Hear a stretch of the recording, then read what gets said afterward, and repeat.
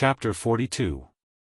Murlocs were the most common and annoying monsters in the world of Azeroth. They could be seen in almost all tidal flats and wide lakes. They had slippery skin, smart eyes that were bigger than your fist, and dorsal fins that were extremely stylish. Their bright colors and roguish style were their trademark. Murlocs on their own were absolutely useless, and the following would often happen in a one-on-one fight. Caw, the Murloc squawked, and started fighting without saying a word. Caw. They felt a little pain, and immediately turned and ran. Chase them. These monsters with strong limbs and a fish head and body could run fast, and they could swim. Run home as soon as you started chasing. Caw, caw, caw, caw. In no time, a large group of Murlocs would run towards you, and teach you a lesson. If you beat them all away with your arrogance, then the result would be that more people would join in the pursuit of you. This chain reaction that could easily explode caused Duque to suffer greatly back then. So why did Duque want to find Murlocs? Firstly, Murlocs were the vassals of some powerful deep-sea creature that was still in slumber or waiting. It could be said that Murlocs were used to being enslaved. Secondly, Murlocs were not as stupid as many people thought they were. Part of the evidence showed that their steady and gradual occupation of land was in fact highly coordinated and organized. However, whether this plan was in line with the Murloc's own wishes and interests was unknown. Most importantly, that day in Elven Forest, after giving the corpse of a poor thief from the Brando family to the Murlocs as supper, Duque suddenly discovered a strange language in the system notification, Murloc. The amazing system actually directly deciphered the relatively simple Murloc language. Before transmigrating, knowing 2 foreign languages was more reliable when looking for a job than going to university. Unexpectedly, it seemed to be the same after transmigrating. After linking with the translation software provided by the system Genie, even though Duque wanted to say, Motherf ****, what came out of his mouth was a hilarious cadence of wah, caw. This gave Duque a possibility, perhaps he could subdue the Murlocs. Under normal circumstances, Duque would never be so stupid as to do such a thing. But thinking about it, the beast men had yet to attack, and the door of darkness had yet to open. In the world of Azeroth, no matter which country it was all about seniority. If Duque didn't find another way, it would be impossible for him to improve himself to the point where he could influence the battle before the door of darkness opened. Only by doing so would there be a chance to turn the impossible into the possible. So early in the morning, Duque went to the beach alone. He was already prepared to communicate with the Murlocs with magic, kill the mentally retarded ones, leave the less retarded ones, and finally arrange for a slightly more intelligent Murloc sage to be his representative. However, Duque suddenly discovered that, on the beach, 2 large Murloc tribes were playing clan conflict. Wow! Hundreds of fishmen were fighting on both sides. The scene must be bloody and violent, with flesh and blood flying everywhere and blood boiling, right? Duque suddenly realized that it was stupid of him to have such expectations. Hundreds of Murlocs fighting, the scene was more like a super large scale, hide and seek. Yo, over here, Murloc Tribe A gathered 3 Murlocs, against 2 Murlocs of Murloc Tribe B. Sorry, there was no such thing as a battle. The side with fewer numbers ran away as soon as they met. Obviously, they had 2 short legs, but they ran faster than rabbits. Huh. Suddenly, 2 Murlocs ran into 2 of their own tribe's clowns. Great, it became 3-4 again. Decisive counterattack, oh, no, counterattack. It was the turn of the 3 Murlocs to run away.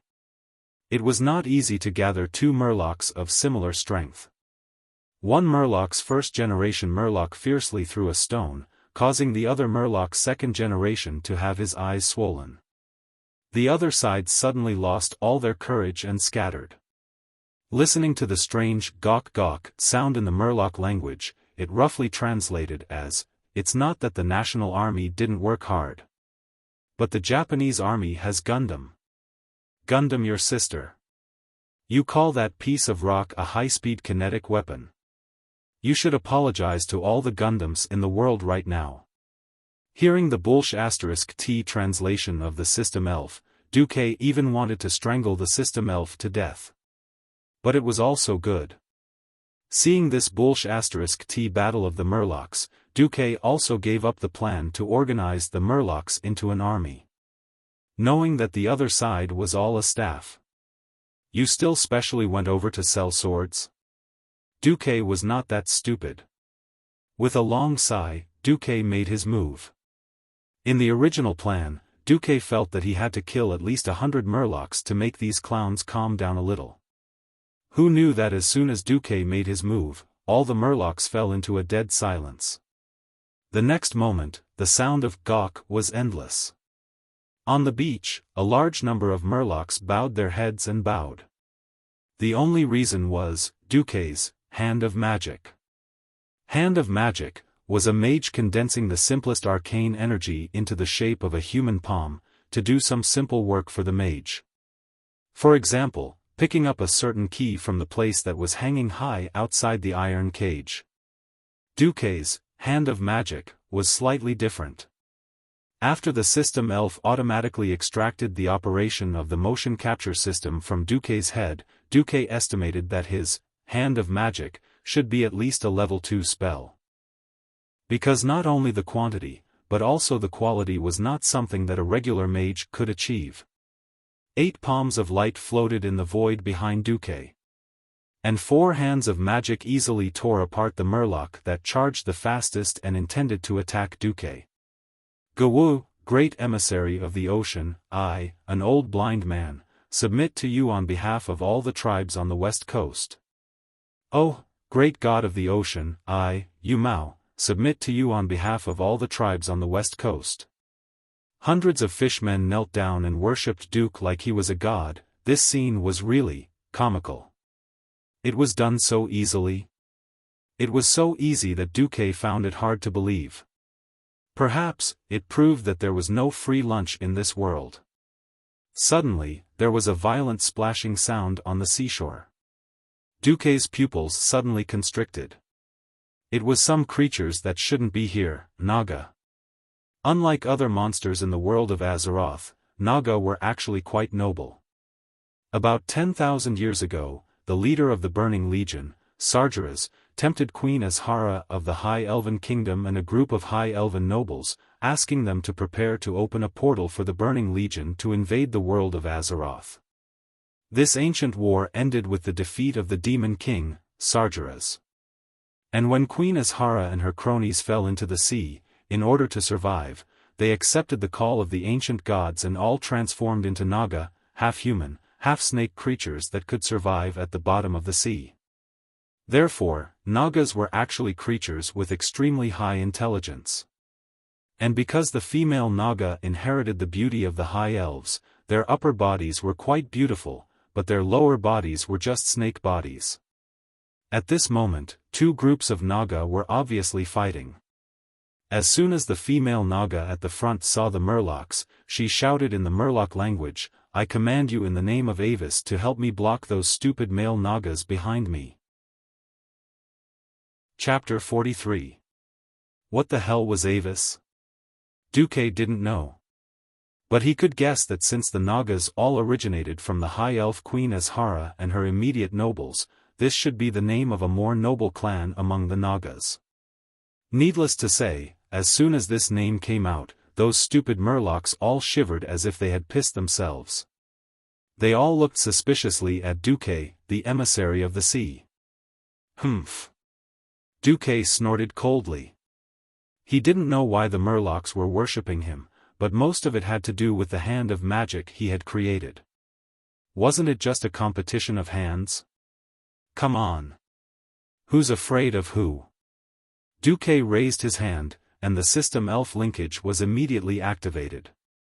Although Hand of Magic was a level 2 spell after being strengthened, the energy consumption and requirements of this spell were all mediocre level 0 spells. There was no burden at all. In the blink of an eye, 108 hands of magic that were flashing with blue arcane radiance floated in the air neatly in the mysterious formation of wings. His aura was definitely top-notch. The only thing that made Duque dumbfounded was the gestures of these hands of magic. Why the hell were they all raising their middle fingers? What was a forest of middle fingers? This was a forest of middle fingers. The shining middle fingers exuded supreme disdain and contempt. Hey! What's going on? Why are they all middle fingers? Duque roared at the system elf in his heart. This is the gesture I detected the most from the host, and I accidentally automatically set this as the starting gesture for Hand of Magic. Change it. Change it all. From now on, ordinary palms will do. As you will.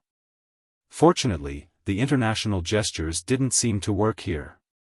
Neither the Murlocs nor the Nagas understood it. However, the Murlocs perfectly misunderstood the gestures that Duque made. After being the servants of high-level aquatic creatures for more than 10,000 years, the merfolk didn't remember many things. However, there was one type of hand gesture that they had to remember. The direction that the leader always used his finger to point in, that could only mean one thing: you scum, attack. Gagagagalalo, this sea god has more hands, he's the real one. Kill the low-level imposter. A 6-armed Naga is more awesome than a 4-armed Naga, and an 8-armed Naga is more awesome than a 6-armed Naga. In any case, in the simple minds of the fishmen, whoever had more hands was the boss. Duque had 108 hands on his side. Duque was definitely a genuine ancient sea god. Regardless of whether Duque believed it or not, the fishmen believed it. Duque's hundreds of magicians' hands seemed to have injected a kind of power into the hearts of these somewhat stupid creatures. That power was called confidence. During the era when the sea creatures were at their strongest, they dominated the entire Azeroth.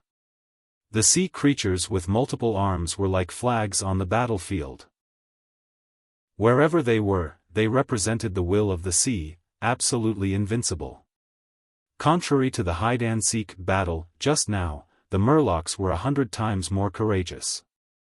They turned around and charged towards the Nagas like a swarm of bees.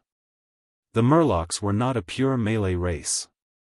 Not only were they holding simple spears and other weapons, but there were also many Murloc wise men whose hands emitted the light of magic.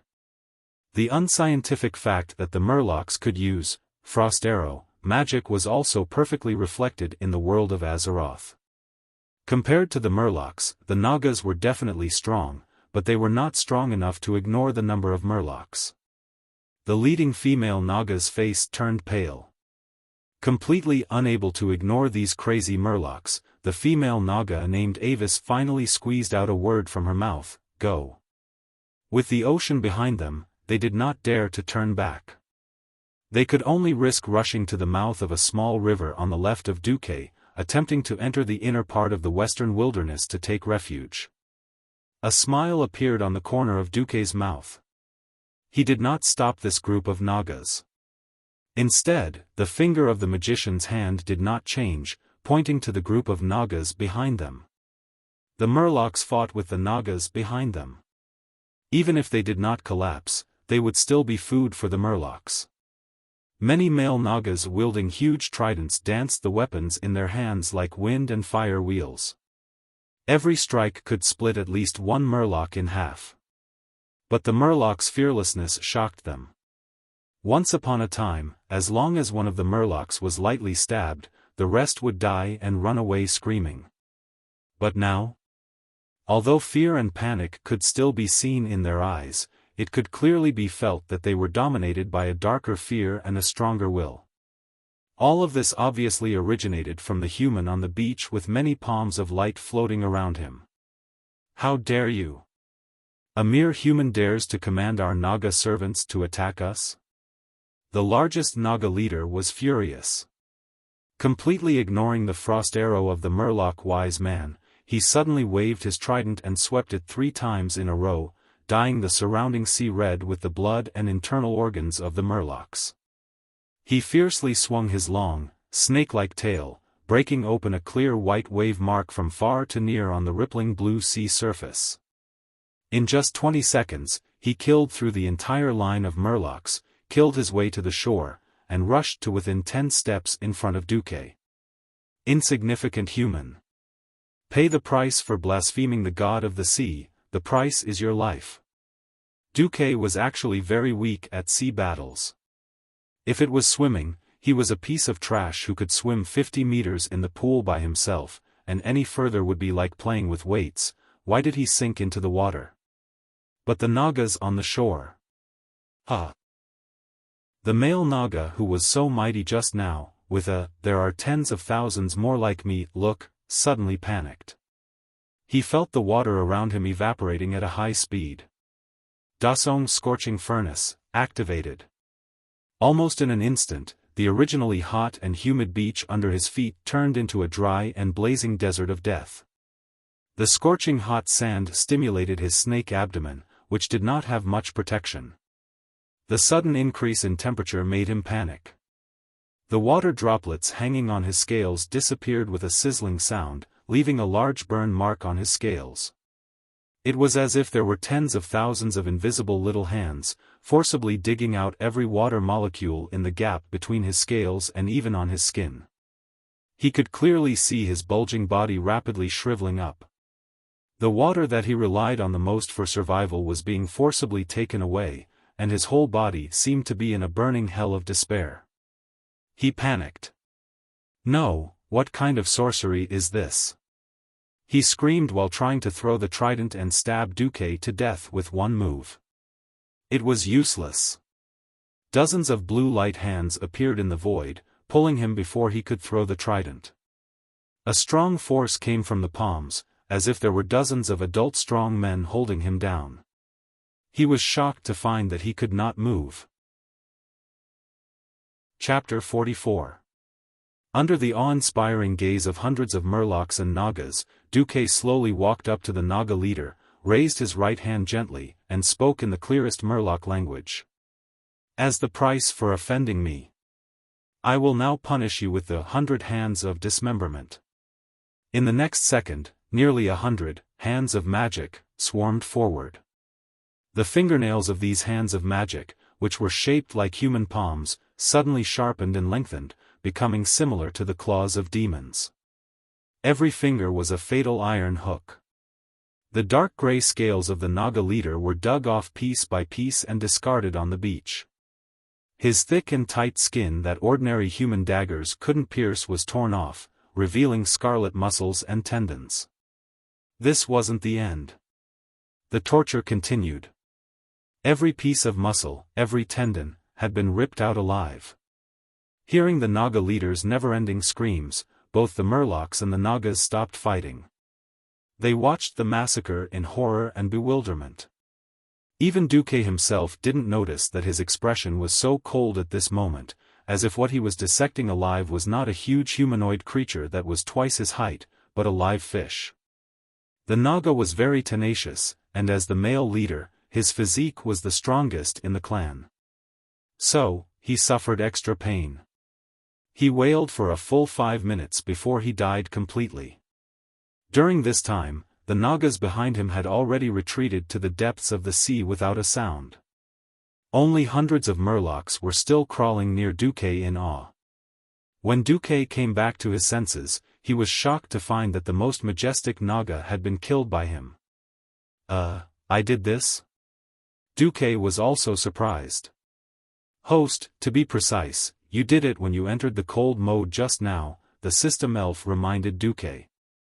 This is the complication of losing my moral integrity? When one's humanity is lost to a certain extent, it is indeed easy to have various mental states.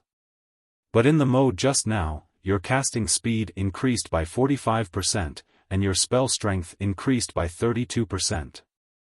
If you encounter a strong enemy in the future, I suggest that you enter this state by force, host. Are there any sequelae? Not yet. All right. I'll consider it. After the fight, Duque was a little hungry. His stomach made a grumbling sound. Then, miraculously, the leader of the Murlocs named Yu Mao presented his treasure. Well, it was a fresh, live fish. System notification: Murloc leader Yu Mao hopes that you can enjoy fresh silver-head salmon in front of everyone. If you do this, it will help increase the loyalty of these two merfolk tribes. Duque was a little embarrassed. If he remembered correctly, fresh silver-head salmon was a specialty of Stranglethorn Vale. Stranglethorn Vale was in the southern part of the western wilderness. As the leader of the Murlocs, it was not strange for Fish Spear to be captured. Looking at the pitiful eyes of the fishmen, Duque gave in. In any case, salmon was salmon. It wasn't the first time he ate salmon raw. It was a pity that there was no soy sauce or wasabi. Wait a minute. There was wasabi too. Not far from Duque saw a pile of weeds that the Murlocs had gotten from who knows where. There was horseradish among them. After all, horseradish was wasabi after being dried and ground into powder. They usually grew in places like valleys and rivers. Taking the horseradish directly and skipping the grinding step, Duque took out a knife and ate it raw. Duque did not know that this scene was seen by the group of Nagas who had just run to the river. Due to the distance, they could only see Duque make a few gestures on the bloody male Naga, then eat the raw fish. Blarg. A Naga vomited. Devil. This human is definitely a devil. Not only is his magic power extremely powerful, but he also calculated everything accurately. He is also a terrifying existence that dares to eat raw Naga meat.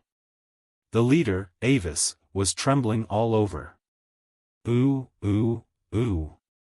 Suddenly, not far from Avis, there was a Murloc's cry. Not good. I've been discovered. It was too late to silence them. The entire Murloc tribe was in an uproar. The Murlocs who were eager to curry favor with their new master, Duque, had already surrounded the Nagas. Unlike the last time, there were no other targets to help them divert the Murlocs' attention this time. Moreover, they had personally proven that the river was a dead end. Duque smiled. It was absolutely normal for this group of Nagas to be unable to escape. In the entire western wilderness, except for the large river that separated the elven forest and the western wilderness that could be called a river, all the rivers that extended to the sea were small rivers. Not far from the shore, it would become a narrow underground river. Nagas and Murlocs were both aquatic creatures and could not go too far from the shore. After leaving the river, it was the wasteland of the western wilderness and all kinds of monsters. Just now, there were already many corpse shredder birds and vultures circling in the sky. It could be said that this group of Nagas had just run into a dead end by themselves. Naga Avis, are you going to put down your weapons and come over, or should I let the Murlocs carry your bodies over? Duque spoke in the common human language, but he knew that the Nagas would definitely understand. The Nagas, who were born as high elves, were also very talented in languages. Avis bit her lip fiercely. The situation was beyond her control. In the end, she threw down the scepter in her hand and allowed the Murlocs to rush forward and carry away her and her subordinates' weapons.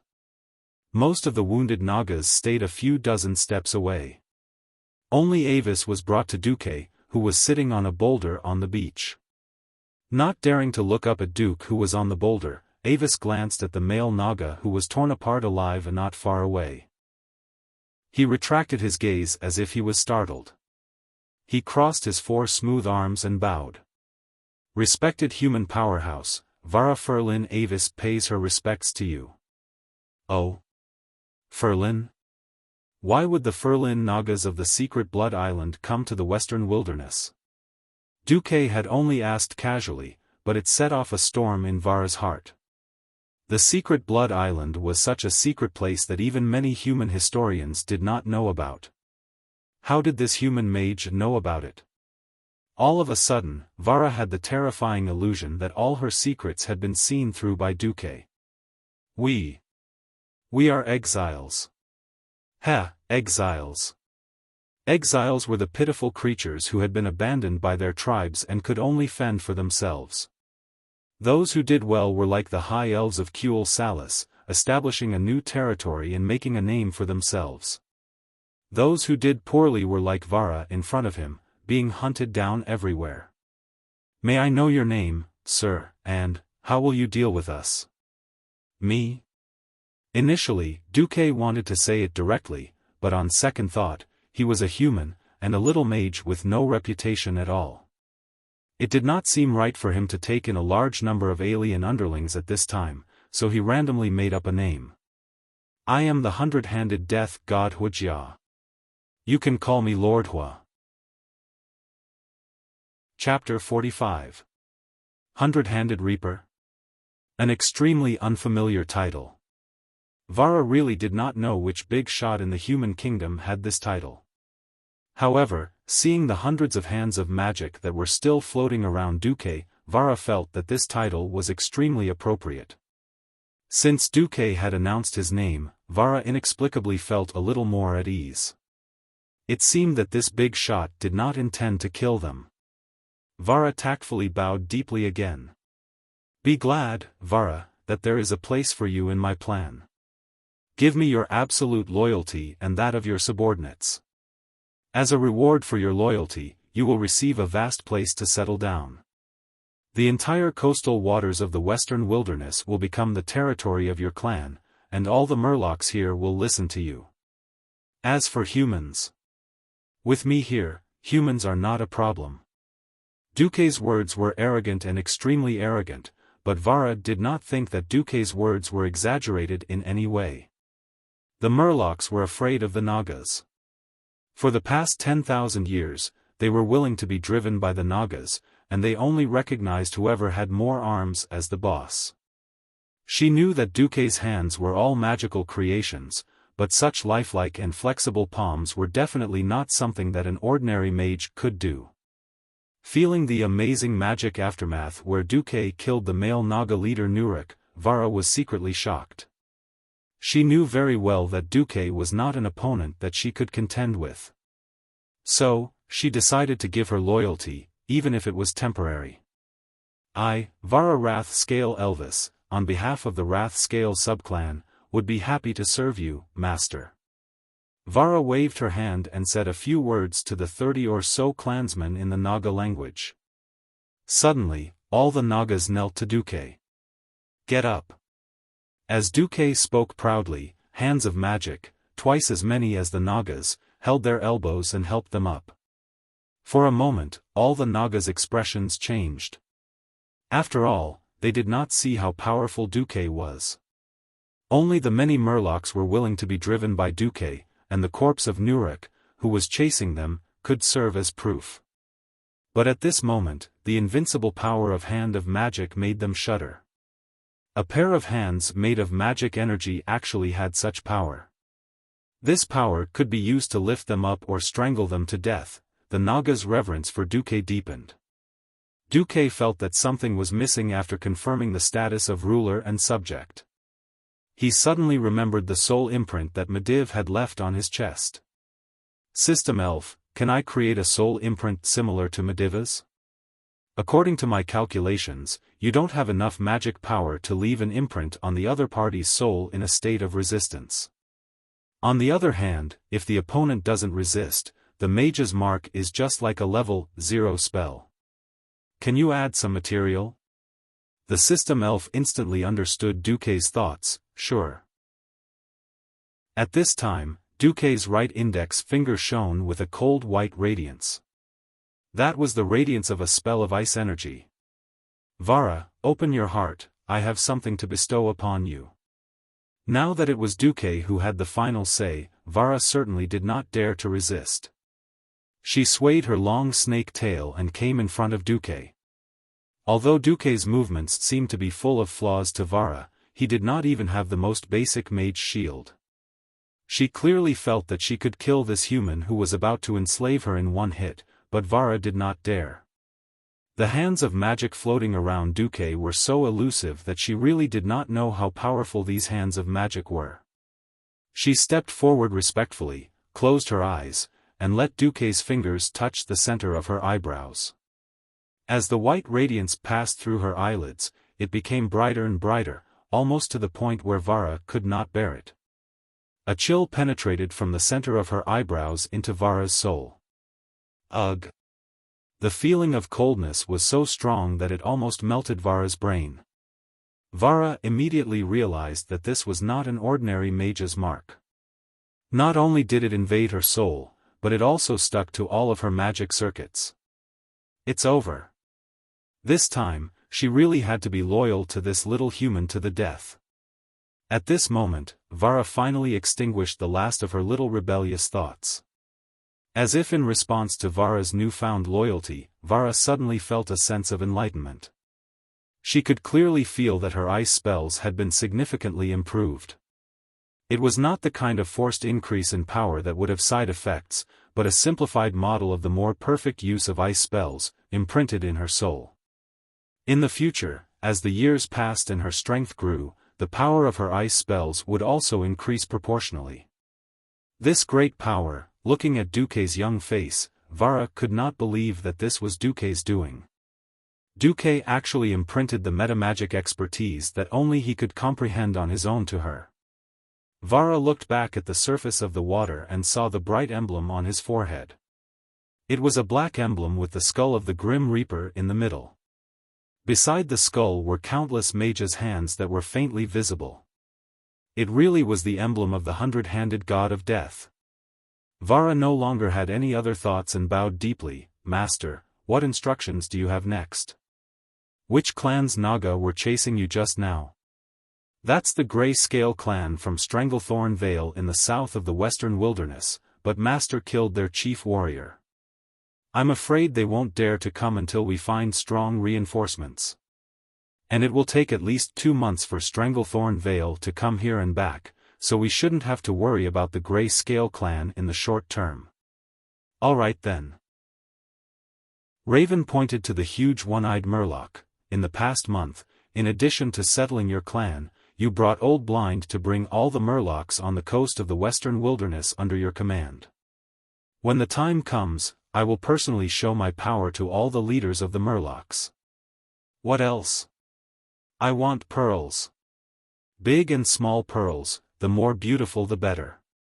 You let the Fishspear clan do that. After a week, I will come here again to collect the goods." Until this moment, Duque finally revealed what he was plotting. Yes. Pearls. The world of Azeroth was not the world where pearls were cultivated before Raven came to this world. Pearls were a rare luxury in the 7 human kingdoms, and even in Kuel Salis of the elves. It was very simple, all the pearls were in the sea, and the sea was the territory of the Murlocs and Naga. Humans could build powerful warships to conquer all targets on the surface of the sea, but they could do nothing to the bottom of the sea. It was not that no human had any ideas on the Naga, but the Naga's nest was usually at the bottom of the sea. Who would be like Duque and wipe out a whole small tribe? Speaking of which, Duque had only planned to deal with the Murlocs before. Hearing Duque's request, Vara secretly sighed. Different races had different values. Pearls were really not a problem for the Naga. Chapter 46. The wind blew across the wasteland. Yellow soil filled one's eyes. Endless desolation, endless bitterness. As pioneers, the people of Moon Creek Town had to face all sorts of troubles. It was as if trouble had become a part of their lives. Another mine collapse? Another monster in the wilderness? Mountain dog? Corpse shredder bird? Gnoll? Blood-toothed boar? All sorts of monsters became the topic of conversation in the only bar in Moon Creek Town. Under the bright candlelight, the air in the bar was filled with the sour smell of men working all day, the strong smell of alcohol, and the sound of heated discussions. However, there was a new topic of conversation in the bar recently. It was a young wizard called Duke Marcus. "I heard that a wizard with the surname Marcus killed Hog?" A farmer suddenly asked his companion. "That powerful, 2-meter-tall knoll hog? No, no, no. It should be 4 meters tall. A few days ago, when I passed by Sentinel Ridge, I saw Hog's headless corpse. It was terrifying. Even though the corpse was already rotten, it was still at least 1.5 stories tall. A peddler who had obviously just returned said. What about the head? The farmer asked. I heard that the head and claws were sent to Stormwind City and Goldflash Town in the Elven Forest for public display. Amazing. Quang Gong sighed. Of course. Lord Duke Marcus is the second genius in Stormwind's history to become an official wizard with a 9th-grade talent. The middle-aged mercenary interrupted, pride written all over his face. Moon Creek Town was not big. There were only 1,000 people in the town. Even if he did not know their names, he could still recognize them. Oh. Do you know that Lord Marcus? Of course.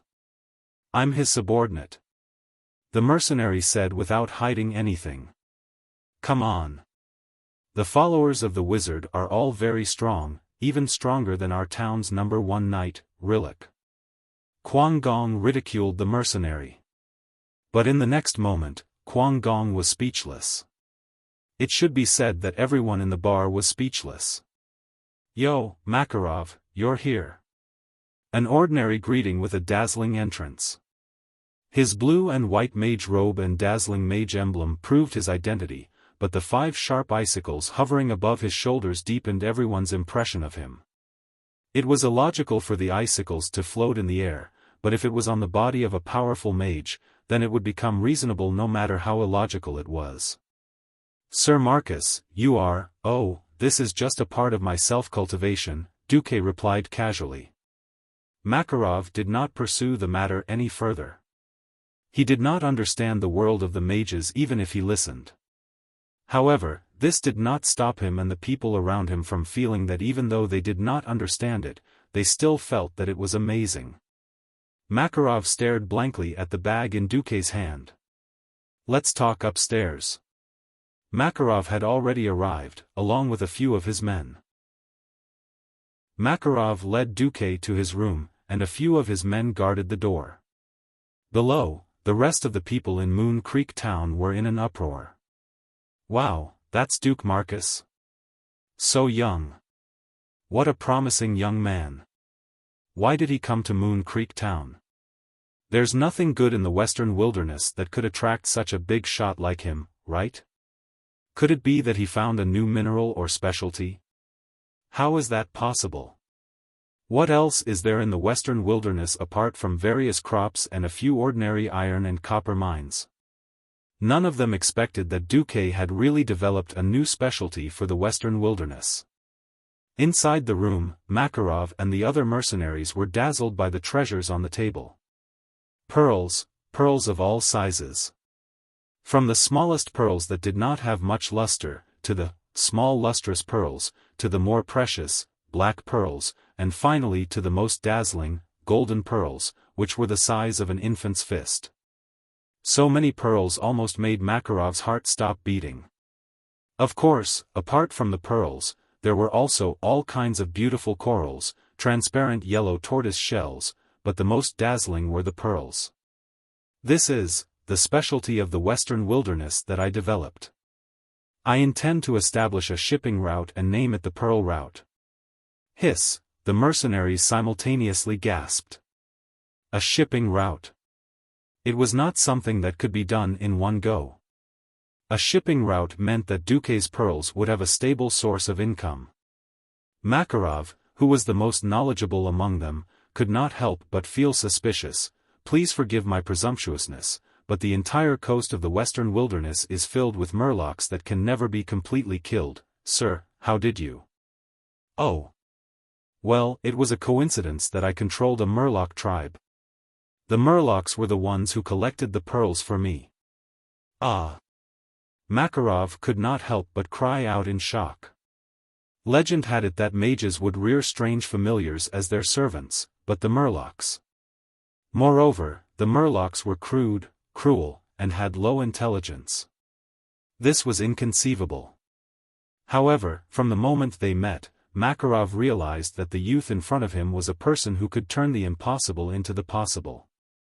From the initial shock, he had become a little numb, even blindly believing. "Sir, is there anything I can do for you?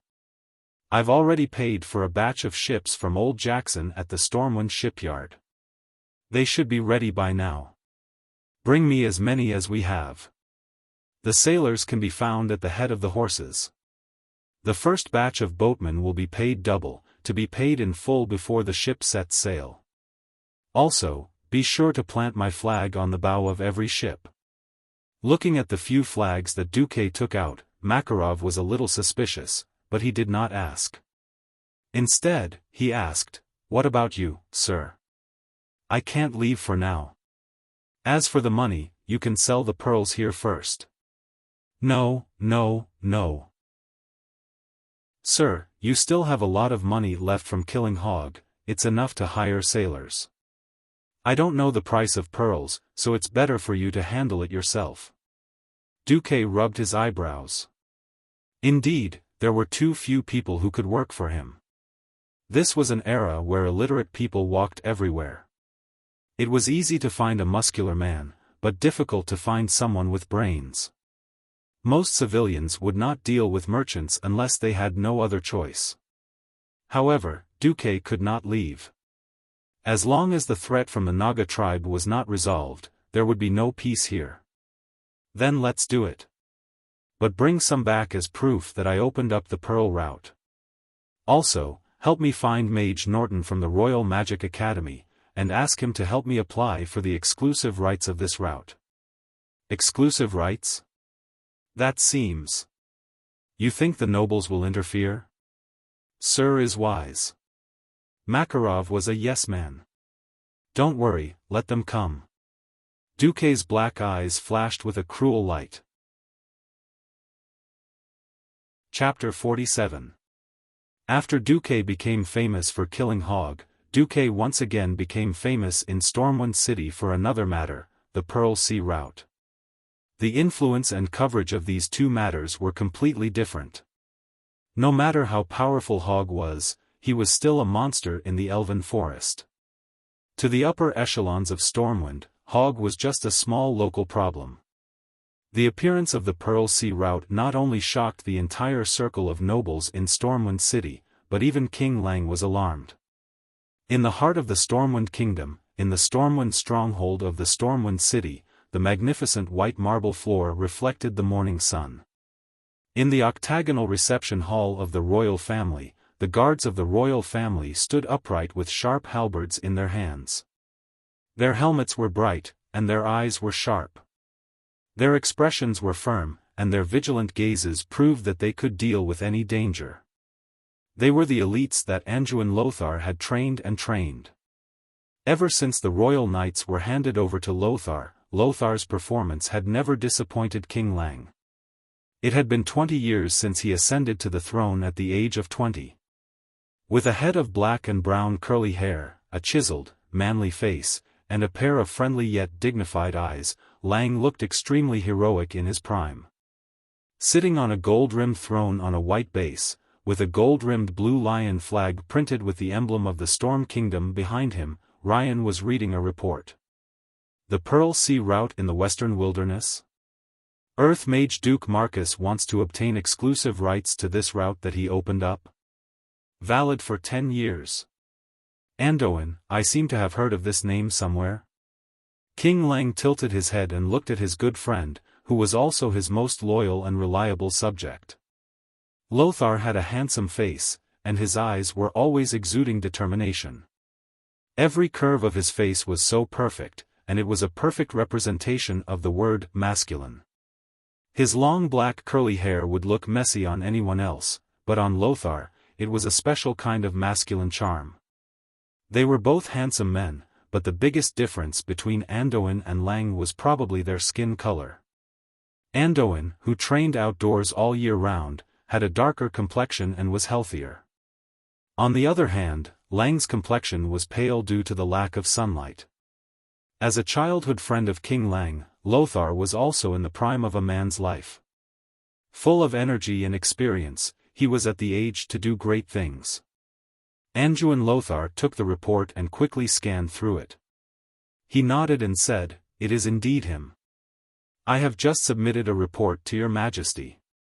Duke Marcus was the second 9th-grade magic apprentice in the history of our country, and he became an Earth Magus on the day he entered the academy. He is a once-in-a-century genius of our country. He also belongs to the Wang clan's mage squad. Clayan smiled. His smile had the warmth of spring. If this Pearl Sea route is real, then the Pearl Sea route won't be a problem. Then our country's future finances will be much better. There are monsters running amok in the Elven Forest, and a lot of the taxes that should be paid cannot be collected. You have been urging me to renovate the walls of Stormwind City, and it seems that the money has been settled. But I have a question. Your Majesty, please ask. Lothar bowed gracefully. My internal affairs advisor always tells me that unless I spend half of the annual income of the treasury to support a fleet that is no less than a third of the fleet of the powerful maritime power Kurtiras, I should not even think about the sea. Why can this Marcus guarantee the safety of a route? The application did not explain. But I will investigate thoroughly. Lang's finger gently flicked the report. I admire this young man who is determined to open up. If he can bring in a stable annual tax revenue for the kingdom, I can only charge him 10% of the tax. Well, Lothar, help me warn those ignorant fellows. I do not want to destroy the seedlings of the kingdom. Understood, Your Majesty. Lothar retreated with one hand on his shoulder. Duque did not know that he had already received the joint attention of King Lang and Anduin. He was now on a deserted island on the coast of the western wilderness, quietly listening to Vara's report. The female Naga Siren chief seemed to have adapted to her new role. Her submissive attitude made Duque feel very comfortable. Master, we have collected more than 3,300 pearls of various kinds, among which the most valuable are 31 golden pearls, and 125 black pearls. May I ask, do you want to ship them all at once? Duque waved his hand. There is no need for that. Leave a tenth here. I want to do hunger marketing. What hunger marketing? Duque was speechless. Forget it, this is something you will not understand even if I tell you. However, you have to remember, do not conquer the 3 merfolk tribes closest to Stormwind City. Only send people to escort the ships with my magic imprint. The trading point will be set here in the future. When humans land on the island, leave a male Naga Siren behind as a handover. Understood, my master. You may leave first. Yes. In the distance, 3 small cargo ships entered Duque's field of vision. Apart from Makarov, there was also an unexpected figure that entered Duque's field of vision. As the ship got closer, Duque knew that what he saw was not an illusion. There was a dignified lady with her blonde hair tied up at the back of her head. She wore an aqua-blue dress, and compared to Makarov and the other young sailors in dirty shirts and shorts, she was of a completely different world. The 30-ton boat did not need a special dock, and it was not too much of a problem to dock on the beach. Taking advantage of the ebb tide, the newly hired captain rushed the boat onto the beach. That way, after the cargo was loaded, it would be easy to get the boat into the sea when the tide rose. Almost as soon as the boat stopped, the lady jumped down excitedly. The middle-aged lady could not be considered a beauty. Under her relatively flat forehead was a pair of slender eyes, and the tips of her eyebrows were slightly raised. Her eyes were clear but not lacking in shrewdness, and her small nose was sharp and straight. One look and anyone could tell that she was an extremely independent person. However, she had a unique temperament. She had the keen sense of a merchant, and the dignified air of a lady made one feel very comfortable. She quickly walked in front of Duque and obediently gave Duque a ladylike bow. Hello, you must be Sir Duke Marcus? I am Duque. May I ask who you are, madam? I am Jones, Elizabeth Jones, the only jewel processing supplier in Stormwind City. I heard that you have a large number of pearls, and I think that we should be able to reach a pleasant cooperation. Elizabeth Jones. This was a name that Duque did not know. However, Duke knew that there was a certain Isabel Jones who would become the jewelry processing supplier of New Stormwind City at some point in time. Chapter 48. Duque was not flattered by the other party's recommendation. If Duque was said to be a rising star with a promising future when he first became an Earth mage. But now, Duque already had signs of moving from a comet that flashed across the sky to a star.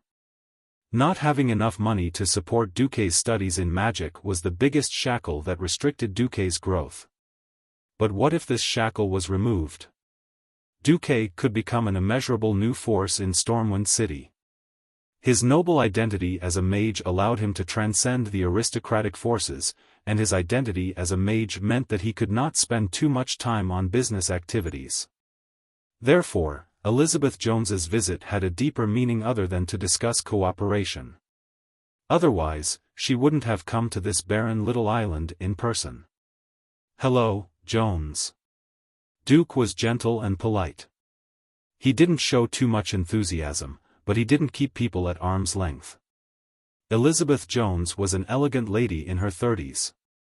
When she heard about Duque's age, she thought that Duque would be easier to talk to, but she realized that she was wrong the moment the conversation began. Duque was clearly not the kind of inexperienced brat who would lose his bearings after a few compliments.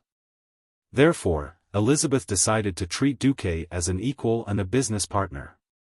She asked Duque in a very ladylike tone, "May I know the quality, quantity, and method of obtaining your pearls, sir?" Duque snapped his fingers. Then, there was the sound of splashing water. The sudden appearance of the Murloc startled Jones and Duque's newly hired sailors. The sailors were almost ready to fight. Because it was Murlocs. Colorful fish-like bodies accompanied by strong limbs, the two Murlocs grandly raised a huge shell and walked in front of Duque and Jones under everyone's gaze. They put down the shell and knelt before Duque.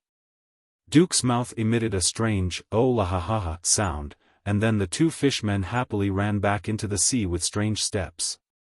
Two palms glowing with arcane magic appeared, scaring the hearts of Jones and the sailors again. Duque chuckled and opened the shell with hand of magic. Under the morning light, the dazzling array of pearls in the large shell that could fit a 5-year-old child almost dazzled Elizabeth Jones' eyes. In her eyes, it was as if countless beautiful and dazzling new pearl jewelry had appeared. Only the sailors secretly exclaimed in low voices. "My God! Our employer, Sir Marcus, has actually subdued the fishmen. Those barbaric, evil Murlocs that hunt humans nearby?" Duque raised his hand, and the whispers of the sailors immediately stopped. "Madam Jones, the situation is as you can see. Because I've studied the merfolk language, I've used a certain method to control 3 merfolk tribes on the north coast of the western wilderness. They will collect a steady stream of pearls, corals, hawksbill shells, and a series of valuable marine specialties for me." Duque turned his head and smiled at the sailors. "Similarly, a ship with my wizard imprint hanging on the bow is absolutely safe in the sea between Stormwind City's harbor and here. Not only will the merfolk not attack you, but they will also protect you from the attacks of other marine life. Of course, going to sea is risky. The merfolk cannot resist powerful marine life that surpasses their combat strength." For a moment, whether it was Jones or the sailors, their hearts warmed up. As if reluctant to part with them, Jones picked up one pearl after another, examined them over and over, and then smiled. "Then, Sir Marcus, shall we go back to Stormwind City and discuss in detail?" "Very well." Leaving Stormwind City by land, going south to Gold's Higher Town, then west through West Spring Stronghold into the western wilderness, and finally to the northern beach, it would take a full week. It was extremely simple to go by sea. Starting from Stormwind City's harbor and following the southwest coastline, it would only take 1 day. Waiting was boring. In fact, in the ship's narrow cabin, Duque had basically reached a cooperation agreement with Elizabeth. This was a 10-year contract. From now on, Duque had to guarantee a supply of no less than 1,000 pearls to Elizabeth Jones' jewelry store every year. As the raw material supplier, Duque could receive 40% of the final sale price of the pearl jewelry. The price was mutually agreed upon by both parties when Duque delivered the goods. When delivering the goods, Duque delivered the goods and received the money at the same time. After Duque delivered the first batch of pearls, Elizabeth needed to pay an additional 10,000 gold coins to Duque as a signing bonus for obtaining the exclusive right to sell Duque's pearl route. In the cabin, Elizabeth's attendant handed over the wine symbolizing the happy cooperation. Duque and Elizabeth lightly clinked their glasses to show the happy cooperation. Seriously, Sir Marcus, I have to remind you that I will earn more than you can imagine with this kind of cooperation. If you are willing to accept after-sales settlement, quarterly settlement, you can at least double your current wealth. Duque gently swirled the liquor in the goblet, letting the aroma of the alcohol escape, and sniffed it lightly. For businessmen, it is instinct to pursue greater profits. But I am a mage first, and then the master of the pearl route. I understand what you mean. It is because we value different things that we have such a pleasant cooperation. Indeed. Duque's smile was a bit thought-provoking. And you bought my pearls with a buyout, which also took a considerable risk. It is not unacceptable for me to sell them at a lower price. Although a little sorry, I still want to say that Sir Marcus, you have a maturity that does not match your age. Nonsense. This young master is a university animal. Although he was complaining in his heart, Duque felt a little guilty. He did not know how long Jones could earn from this pearl business. He only knew that if the orcs came and Stormwind City fell, it was estimated that Jones would lose a lot. Unfortunately, for the future of Stormwind City, amen. Good luck. With the help of Elizabeth Jones, Duque's pearls became the new favorite of Stormwind City's socialites in a very short time. Almost all the upper-class aristocrats in Stormwind City knew that Duke Marcus had a hen that laid golden eggs. Yet, no one could intervene.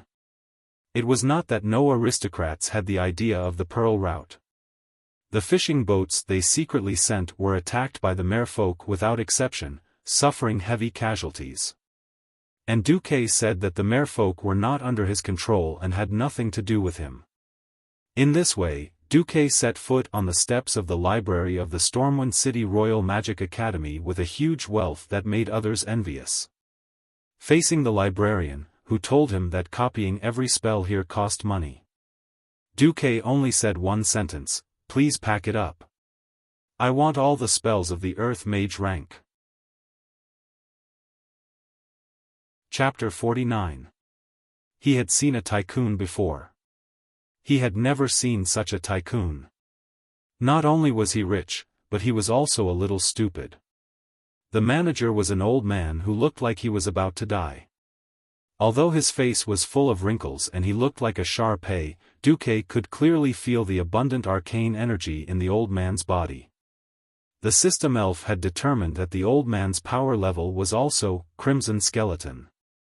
In other words, this old man who looked like he would choke to death when he swallowed his saliva was actually a boss-level existence whose power was far above Duque's. Duque was embarrassed.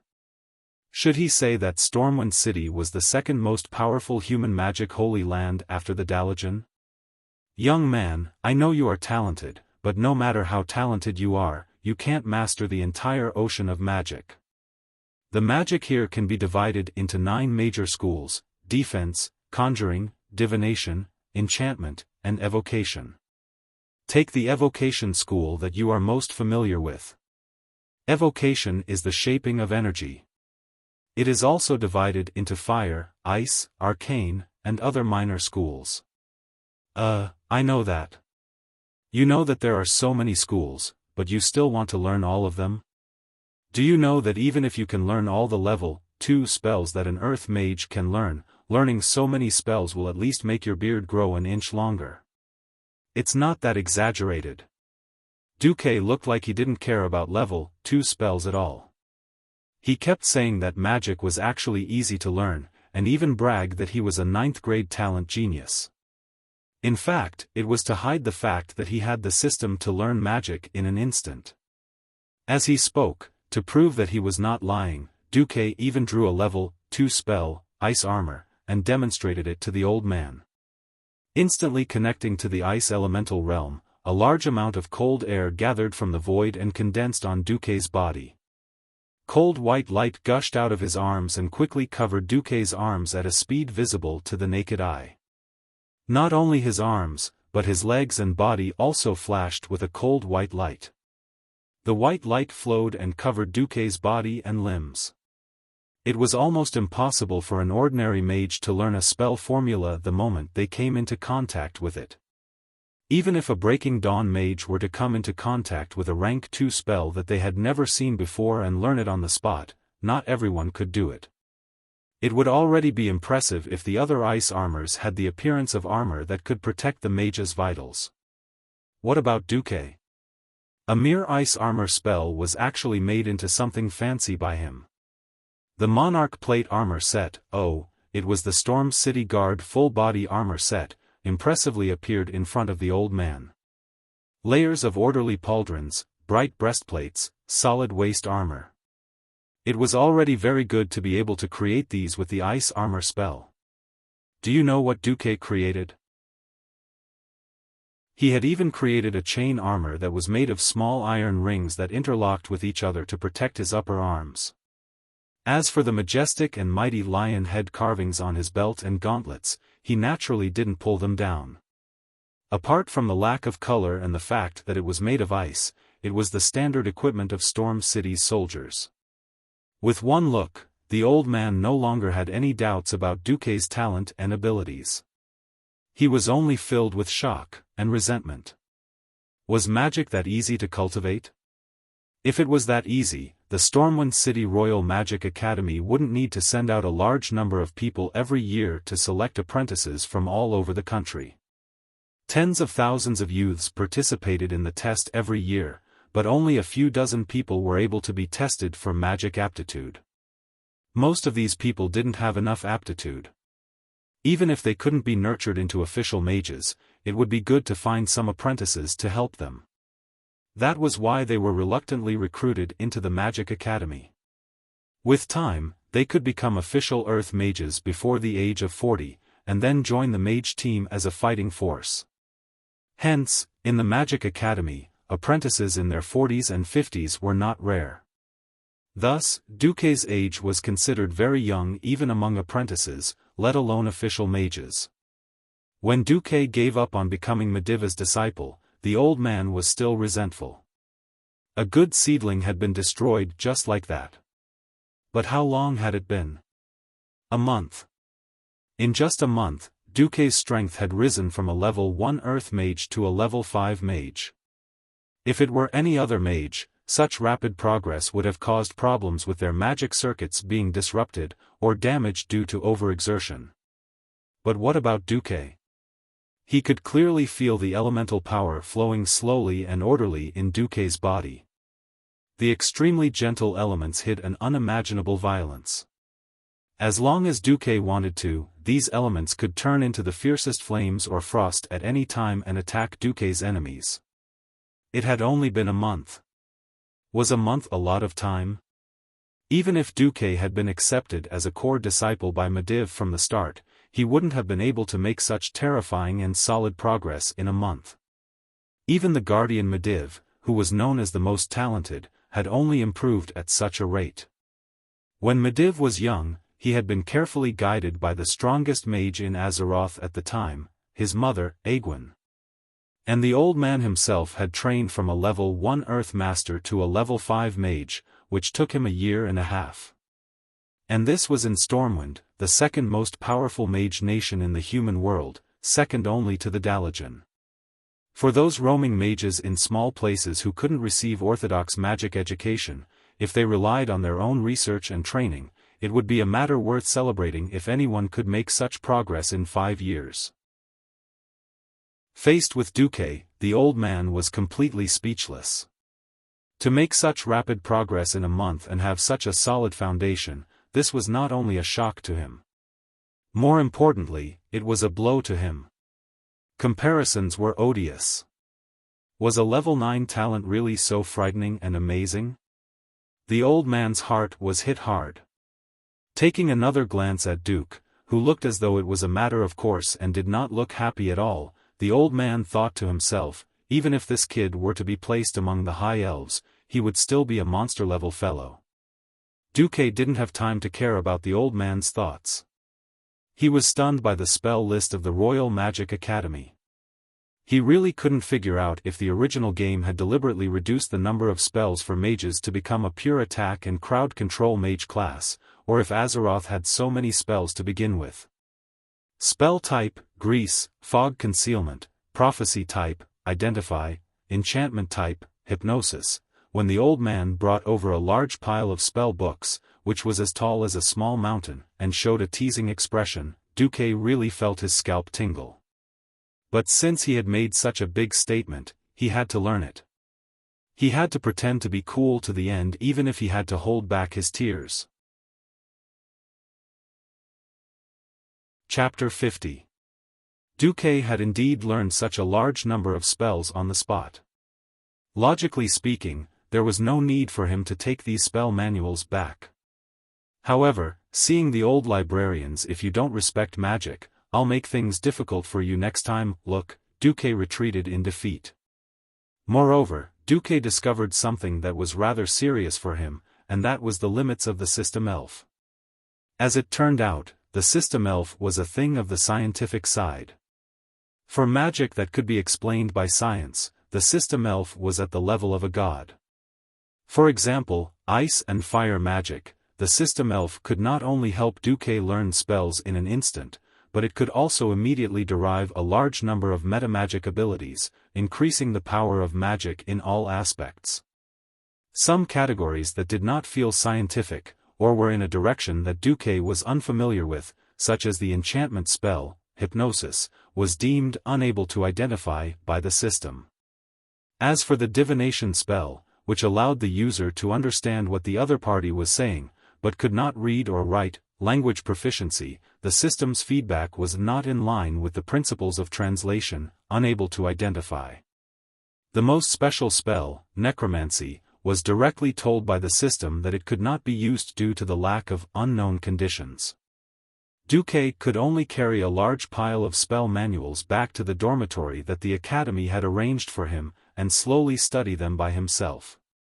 Basically, he had memorized all the spells.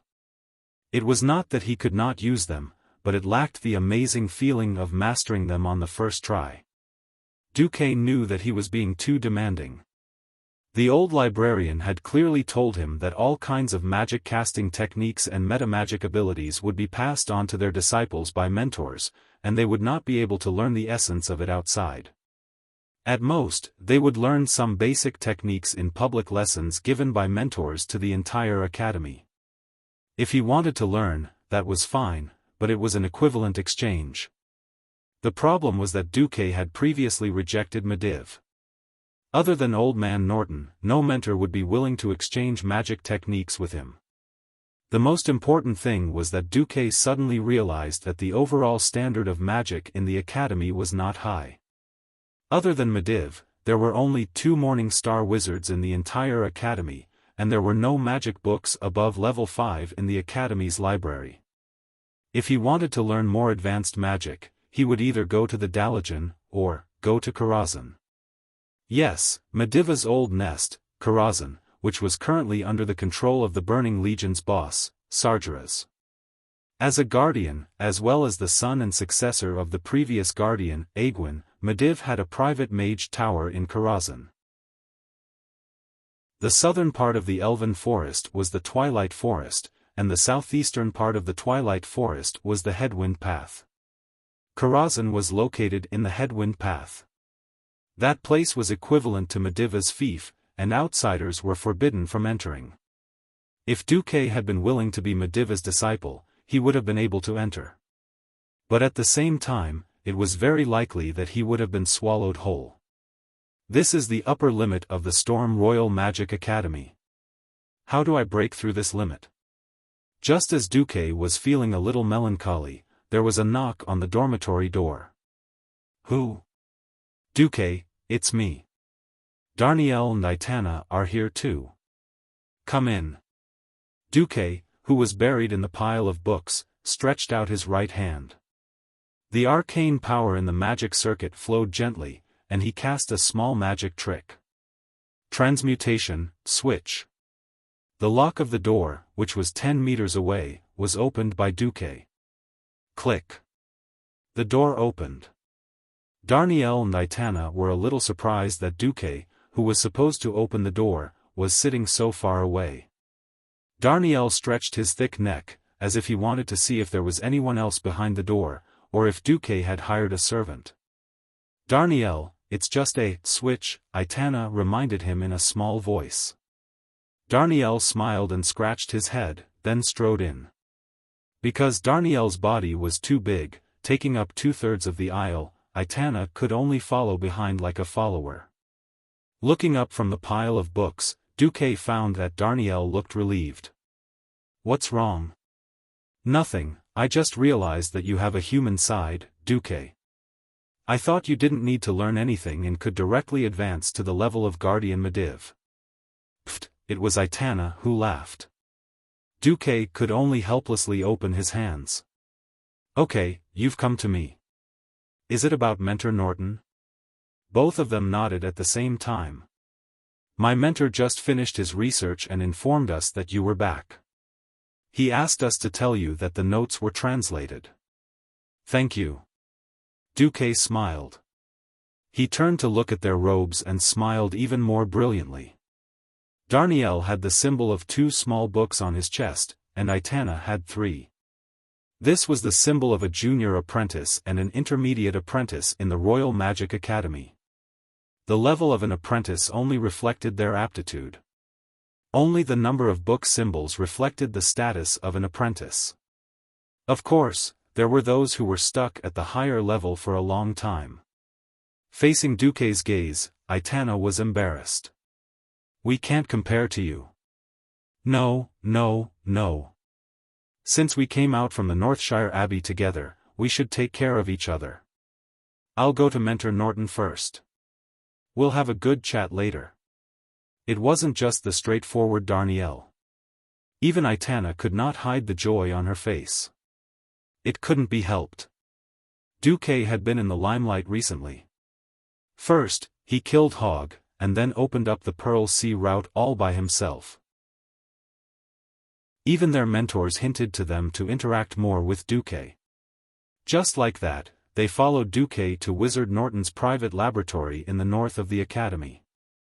Only Morning Star wizards and above were allowed to build their own wizard tower within the boundaries of the academy.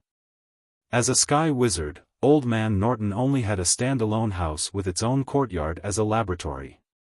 As if sensing Duque's arrival, the door to the courtyard automatically opened to the left and right. The stairs that should have led to the main entrance of the hall on the first floor suddenly bulged upwards, turning into a staircase that led to the 3rd floor. Just as Duque stood on the first step, he suddenly heard a voice, "Stand still." In the next second, the entire staircase was like an escalator, sending Duque up to the 3rd floor. At the end of the staircase was a circular window. Just as Duque was about to reach the 3rd floor, it suddenly opened in a spiral shape. Through the bright light, Duque saw Old Norton sitting on a recliner, using a magnifying glass to look at his notes. "You're here." "I'm here. I heard you had a good harvest in the western wilderness." "Mentor Norton, do you need funds for your research?" "I can." Old Norton waved his hand. "I'm old and have lost my motivation. I don't need those things." At this moment, Duque felt a never-before-felt lethargy from the old man. What had happened to the old man?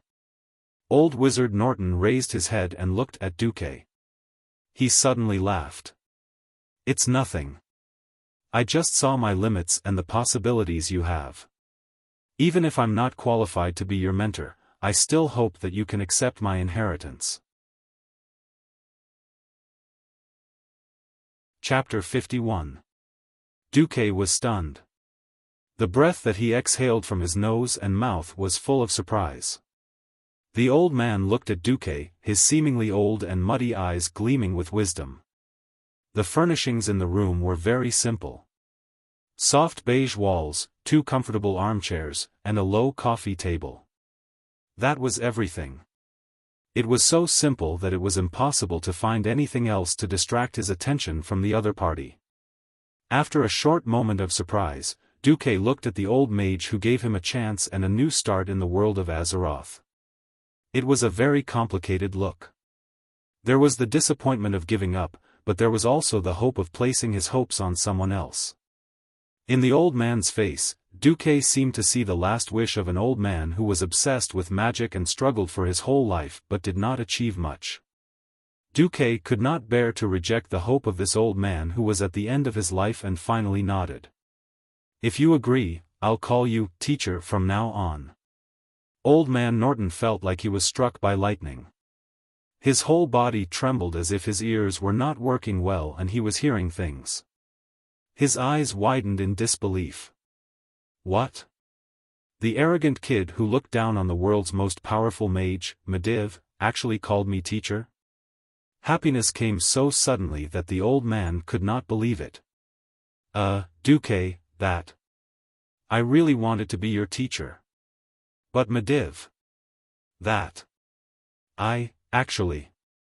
The old man was a little incoherent. Duque stepped forward and grabbed old man Norton's hand. Don't underestimate yourself.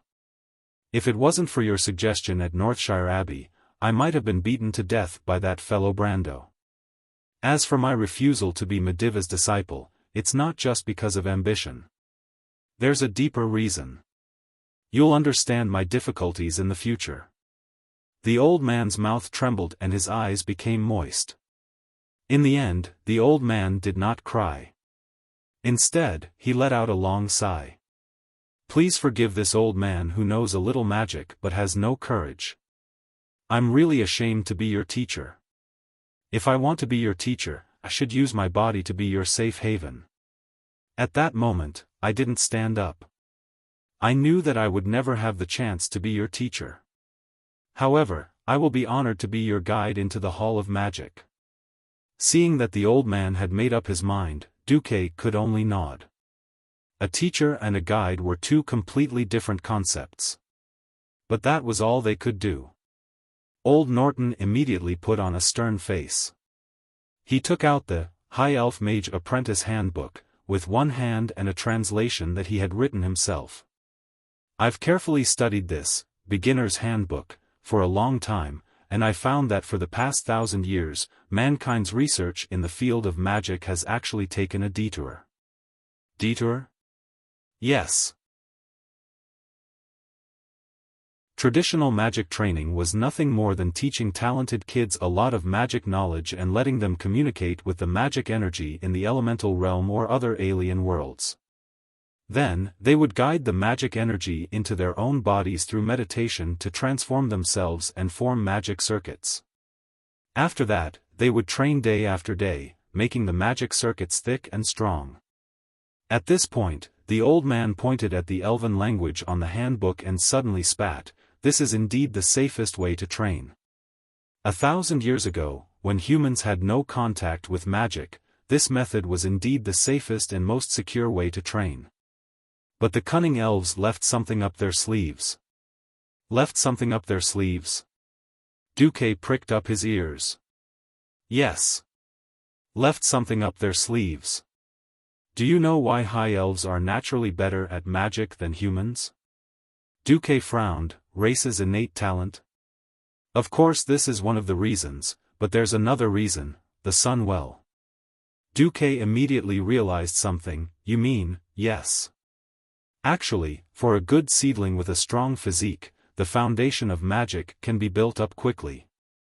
No, Even an acolyte with an average physique can easily rise to the level of a morning star wizard. The prerequisite is that they need a source of highly concentrated magic to transform their bodies day and night, and it has to be the body of a child whose body is still in its puberty. Duque felt a headache coming on. Where was he going to find a sunwell? That thing was tightly guarded by the high elves, and they would fight anyone who tried to touch it. He did not think that he had the ability to deal with the Sun King in Kuel Salis. At this moment, Old Man Norton patted Duque's shoulder. I'm willing to bet that even the person who gave you this, Apprentice's Handbook, did not realize that he had given you such a shocking treasure trove. Duque added in his heart, it's she, not he. The first 49 pages are essentially no different from the human wizard apprentice training manuals. At most, they're more refined. But the last page. The old man flipped to the last page of the handbook. Duque did not know Elven, but this did not stop him from noticing that the Elven words had suddenly become sloppy. It was completely different from the fair and elegant handwriting at the front, and seemed to be very casual. The old man also flipped open Duque's translation book. Duque realized that the last page had not been translated. Do you know why I didn't translate it? Duque shook his head. Because the Elven language on this page is nonsensical. The old man narrowed his eyes and smiled. It's just like how you created a pearl course out of thin air. I was also suddenly enlightened. This is not a language at all, but a special magic circuit layout. The old man suddenly became excited. It just so happened that I, an arcana expert, discovered the secret on it. This is a special magic circuit design that can absorb the surrounding arcana energy into the body like a vortex. Duque was surprised. And this is a completely different magic circuit cultivation method that is commonly used by the elves. It has a more extensive magic circuit expansion method for the absorption of arcana energy. I don't know why the Sun King hinted to Prince Kale that's to cultivate like this, but this is undoubtedly a help to you. If you cultivate according to this, you can quickly increase and strengthen your magic circuit even without the sunwell. As soon as Old Man Norton said this, Duque immediately understood why. According to the history of the game, in the near future, Kuel Salis would fall, and all the remaining high elves would fall into a strong addiction to arcana energy. As the king of the high elves, Sun King Anastrian certainly knew how bad the addiction of the sunwell was for the elves. So he sent Kale, that's to the Dalajan to study, which was also a disguised way to give Kale, that's more hope and a broader future.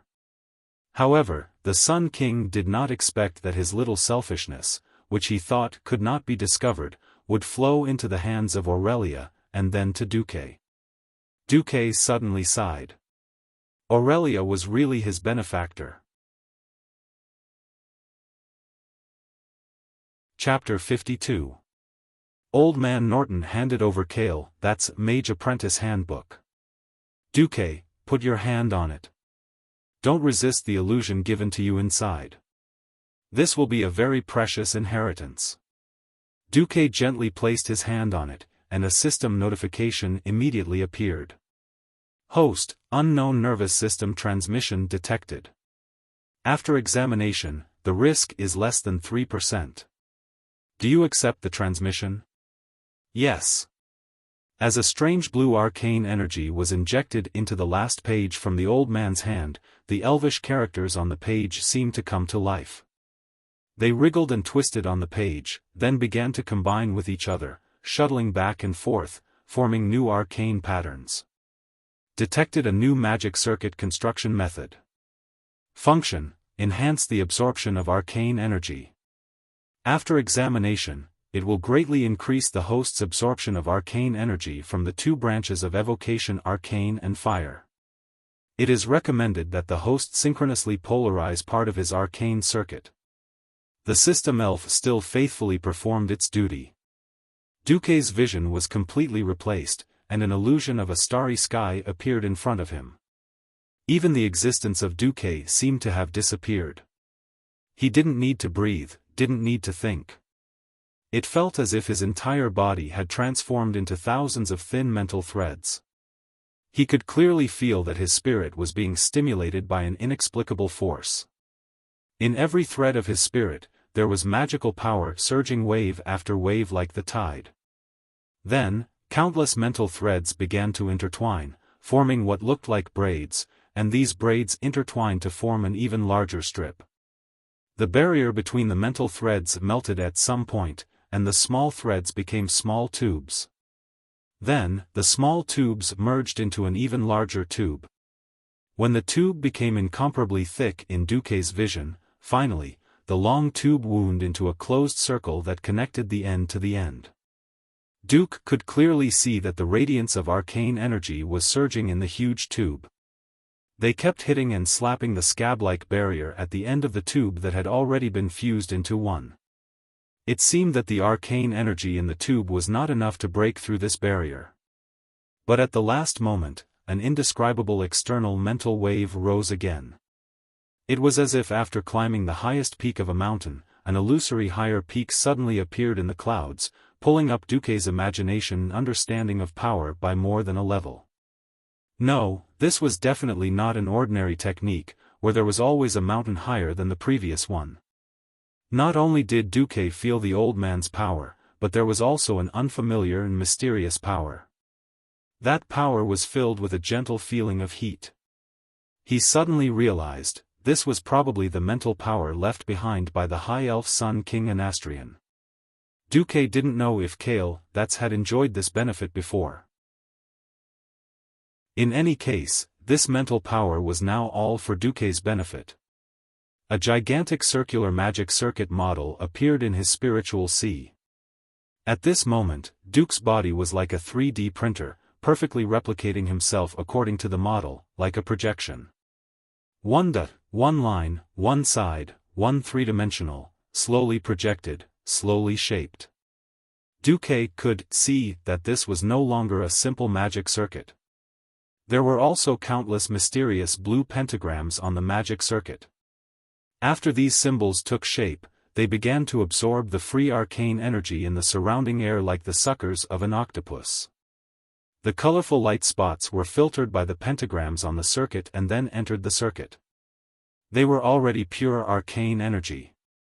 Although the light spots that were absorbed were like thin soap bubbles, they were indeed increasing the total amount of arcane energy in the circuit. Not only did it increase the energy, but it also strengthened the pulse in the circuit. Unlike the blood vessels in the human body that simply bore the burden of blood, the arcane energy that flowed at a high speed was actually quietly expanding the width of the circuit, making it wider and the walls of the circuit more elastic and thicker. In his trance, Duque seemed to hear the voice of Old Man Norton. The voice was a little blurred, as if separated by a thick curtain of water, with an incredible echo. He was still sure that it was the old man's voice. Little lunatic. I only asked you to learn how to build your own magic circuit, not to do it on the spot. Crazy. Crazy. Really crazy. Duque knew very well that a huge magic circuit had already taken shape in his body.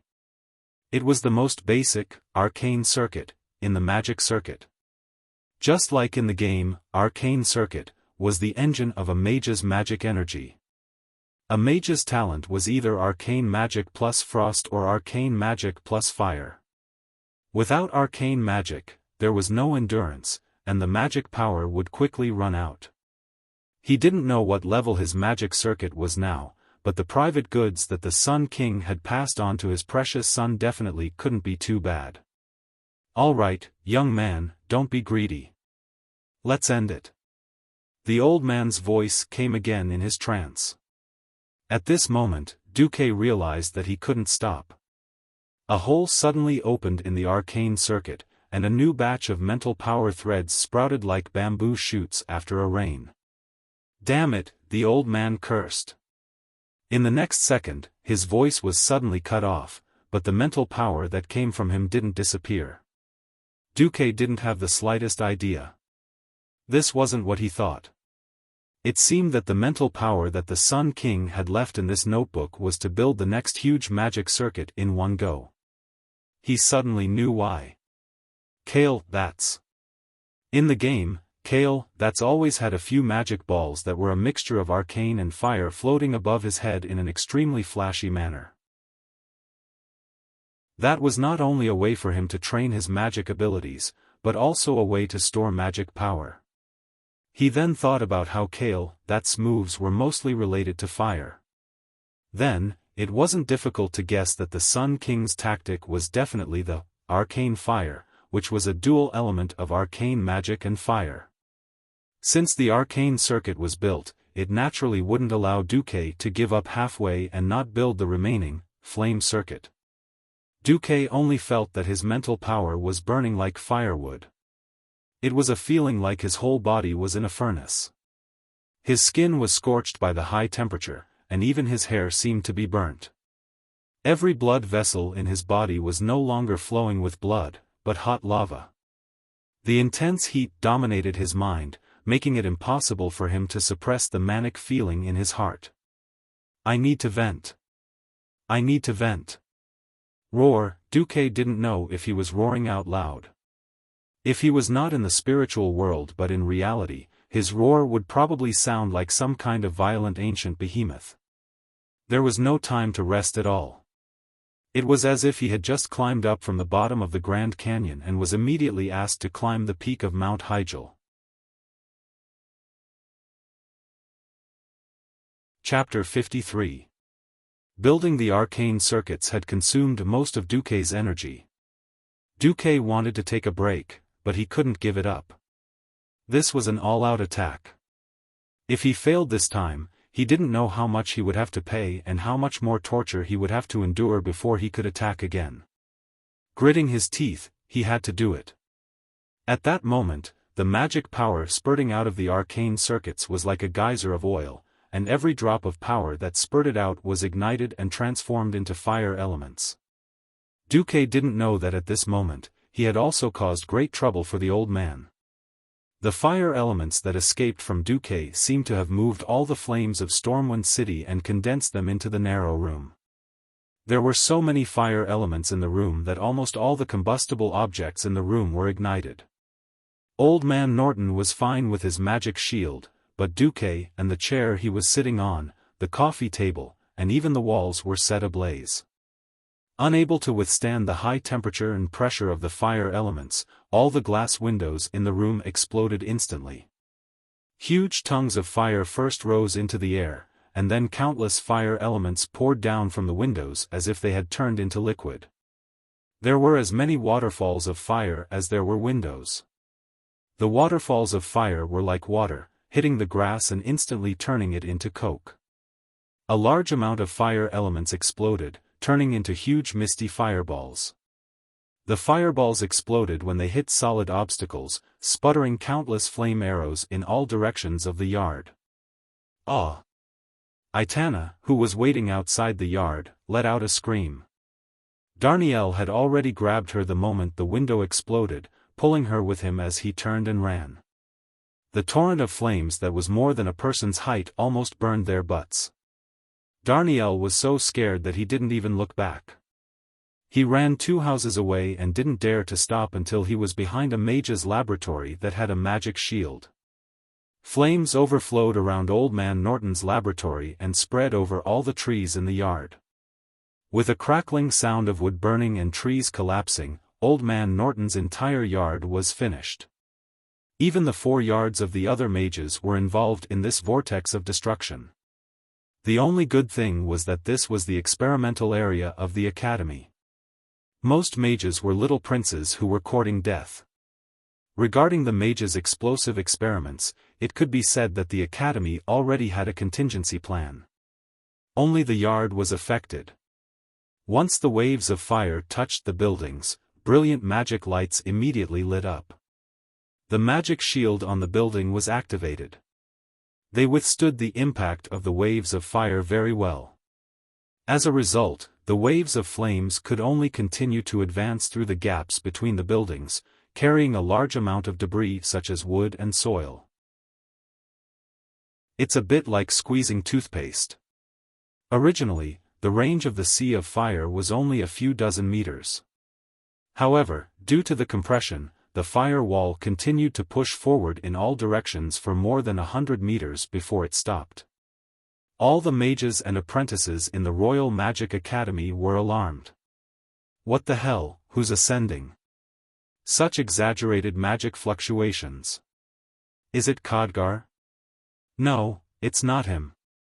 That's Norton's laboratory? Could it be? While the others were discussing, Darnielle and the others did not know.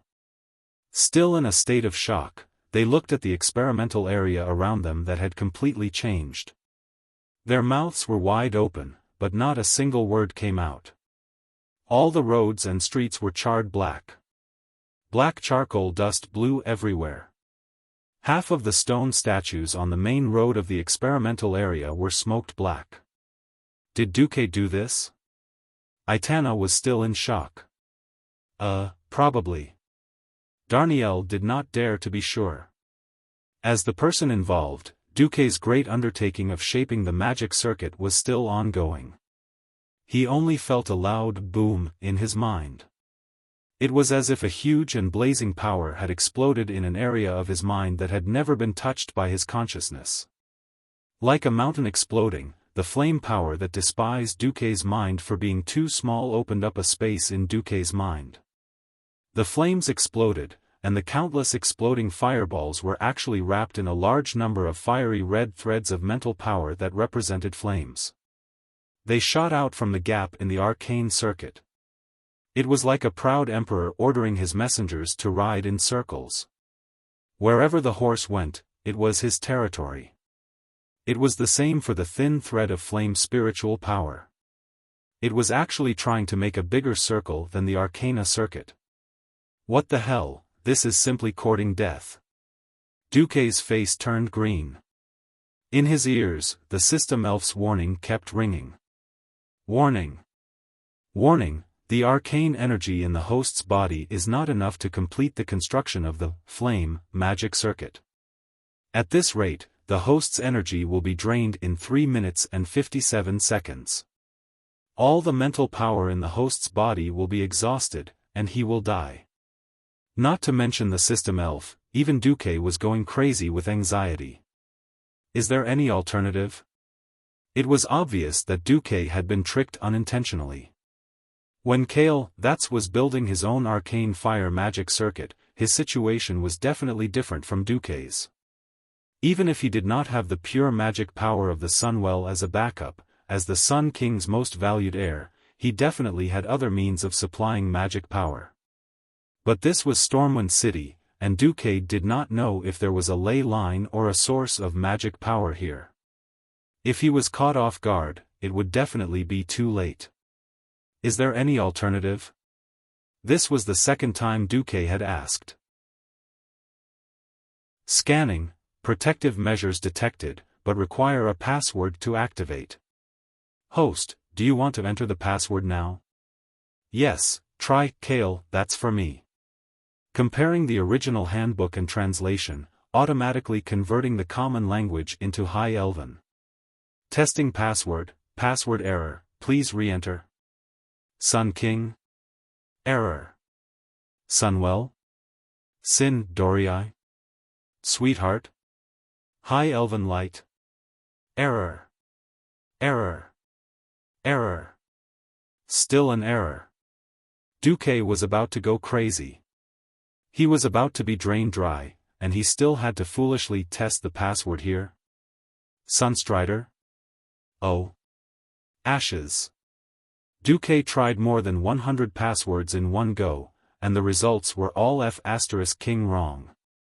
Isn't there something that automatically inputs a large number of passwords and automatically tests the correctness? Host, you're talking about a simple password with 10 numbers from 0 to 9, A to Z, and all the symbols on the keyboard. The system can try to use high-speed password changing methods to hit this kind of password. But this is a password, and it's impossible to activate the protection program if you can't say the correct password. Yes, it seems that there must be a corresponding tone. F***ck. Do I still have to rely on the Sunwell? With his life hanging by a thread, Duque could not help but curse. F***ck. Do I still have to rely on the Sunwell? Congratulations, host, the password is correct.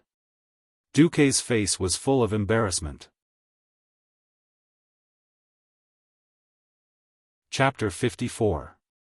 Duque suddenly understood why. For the Sun King, if Kale, who was tall, rich, and handsome, could not create 2 magic circuits of arcane fire in one go despite being so well prepared, it could only mean that Kale, was useless, or that the idea of not using the Sunwell to construct a general magic circuit was not feasible. In a rage, it was only natural that the Sun King would say such a command. However, after the protective measures were triggered, Duque felt a headache coming on. Most of the time, flames were not gentle things. The Sun King's arcane fire represented not only brilliance, but also destruction and dominance. Of course, Dooku hoped that with a shake of his body, the tortoise, the tyrannical aura of a king would erupt, and the power of heaven and earth would submit to him. However, the reality was, oh my god, the flame circuit was making a cameo appearance as a robber. If the main body was not enough, he would make up for it by robbing. There was no room for Duque and the system elf to refute at all. The flame circuit turned into the most ruthless robber. Countless tiny flame spiritual lines extended from the circuit and spread in all directions at high speed, rushing towards all places with magic energy. Pfft! Duque almost spat out a mouthful of blood. If he did not rob it, he would die. If he robbed it, he would at most slowly wipe his ass later. Duque gritted his teeth. Either he did not rob it, or he would rob the biggest one. Seeing how fierce the flame circuit was, how could an ordinary source of magic satisfy it? He knew very well that the homes of the little mages around him were like bank counters without much money, so Duque simply instructed it to extend its evil hand to the most valuable treasury in Duque's eyes. Mediva's Mage Tower. That's right, Mediva's real nest was indeed in Karazhan. However, as the court mage of Stormwind, Mediv also had a mage tower in Stormwind City as a foothold. Mediv was evil. Mediv was the boss. Defeat the boss and distribute the equipment. Wasn't that fair and just? Unknowingly, Duque was already a little crazy. He was completely unaware that he was in a state of lacking moral integrity. The side effect of lowering his moral bottom line had already affected him imperceptibly. Trespassing into another mage's mage tower without permission was equivalent to declaring war on that mage. I don't care. Taking the Sun King's magic circuit secret book was already a bad deal. He was still in the midst of cultivation, yet he was attacking Mediva's Magus Tower? Ignore. If Sargeras, the king of demons, really put aside his pride and refused to let Mediv be a good role model of a righteous elder, and refused to forgive Duque magnanimously, then Mediv, whose wizard tower was attacked, had every reason to kill Duque. So what? What does it have to do with me? As if possessed, Duque let the flame circuit attack Mediva's mage tower, which was 50 meters away. However, fate seemed to have played a joke on Duque. Originally, Duque was prepared to snatch it openly. At most, he would just change his face and run away. Who would have thought that the thin thread of spiritual power from his flame circuit would actually circle around Mediva's mage tower and leave? Furthermore, it had silently returned with a belly full of fat. It didn't trigger any of the mage tower's magic seals at all. What was going on? After calming down, Duque's curiosity was about to explode. The system elf said, "Host. After testing, the flame circuit has triggered the resonance of 38 magic jades and 112 magic yellow crystals. These magic gems seem to actively provide energy to the flame circuit without triggering the mage tower's magic protection." Duque was dumbfounded. Damn, that works? Duque knew that magic gem study was a unique subject in the world of Azeroth. Mages liked to store their excess magic power in a series of special gems that could store magic power. This was so that they could absorb the magic power from the gems at critical times and save their lives. This principle was the same as ordinary people storing dry rations in case of emergencies. The magic power stored in the gems would also slowly decay over time. This was a very long process, usually a few months. High-quality gems could store most of the magic power for years without dissipating. Host, after scanning, these gems seemed to have elvish carvings on them. Duque understood. The Sun King, no, this should be a backdoor that the entire elven race had secretly left for their own people. If humans fell out with the elves at critical times, that would be terrible.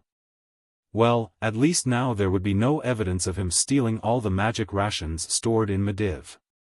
Was stealing from an evil super boss counted as stealing? Of course not, this was enjoying the spoils of war. Needless to say, Duque really enjoyed the process of not defeating the boss but being able to share the spoils of war. All right. The proud and violent, flame magic, circuit was full, and it started working. Following the guidance of the mental strength in the flame magic circuit, a new circuit was rapidly forming in Duque's body. Like an iron chain, the two circuits, the flame circuit and the arcane circuit, were intertwined like a ring. The flame circuit was derived from the arcane circuit, but it was also very different from the arcane circuit.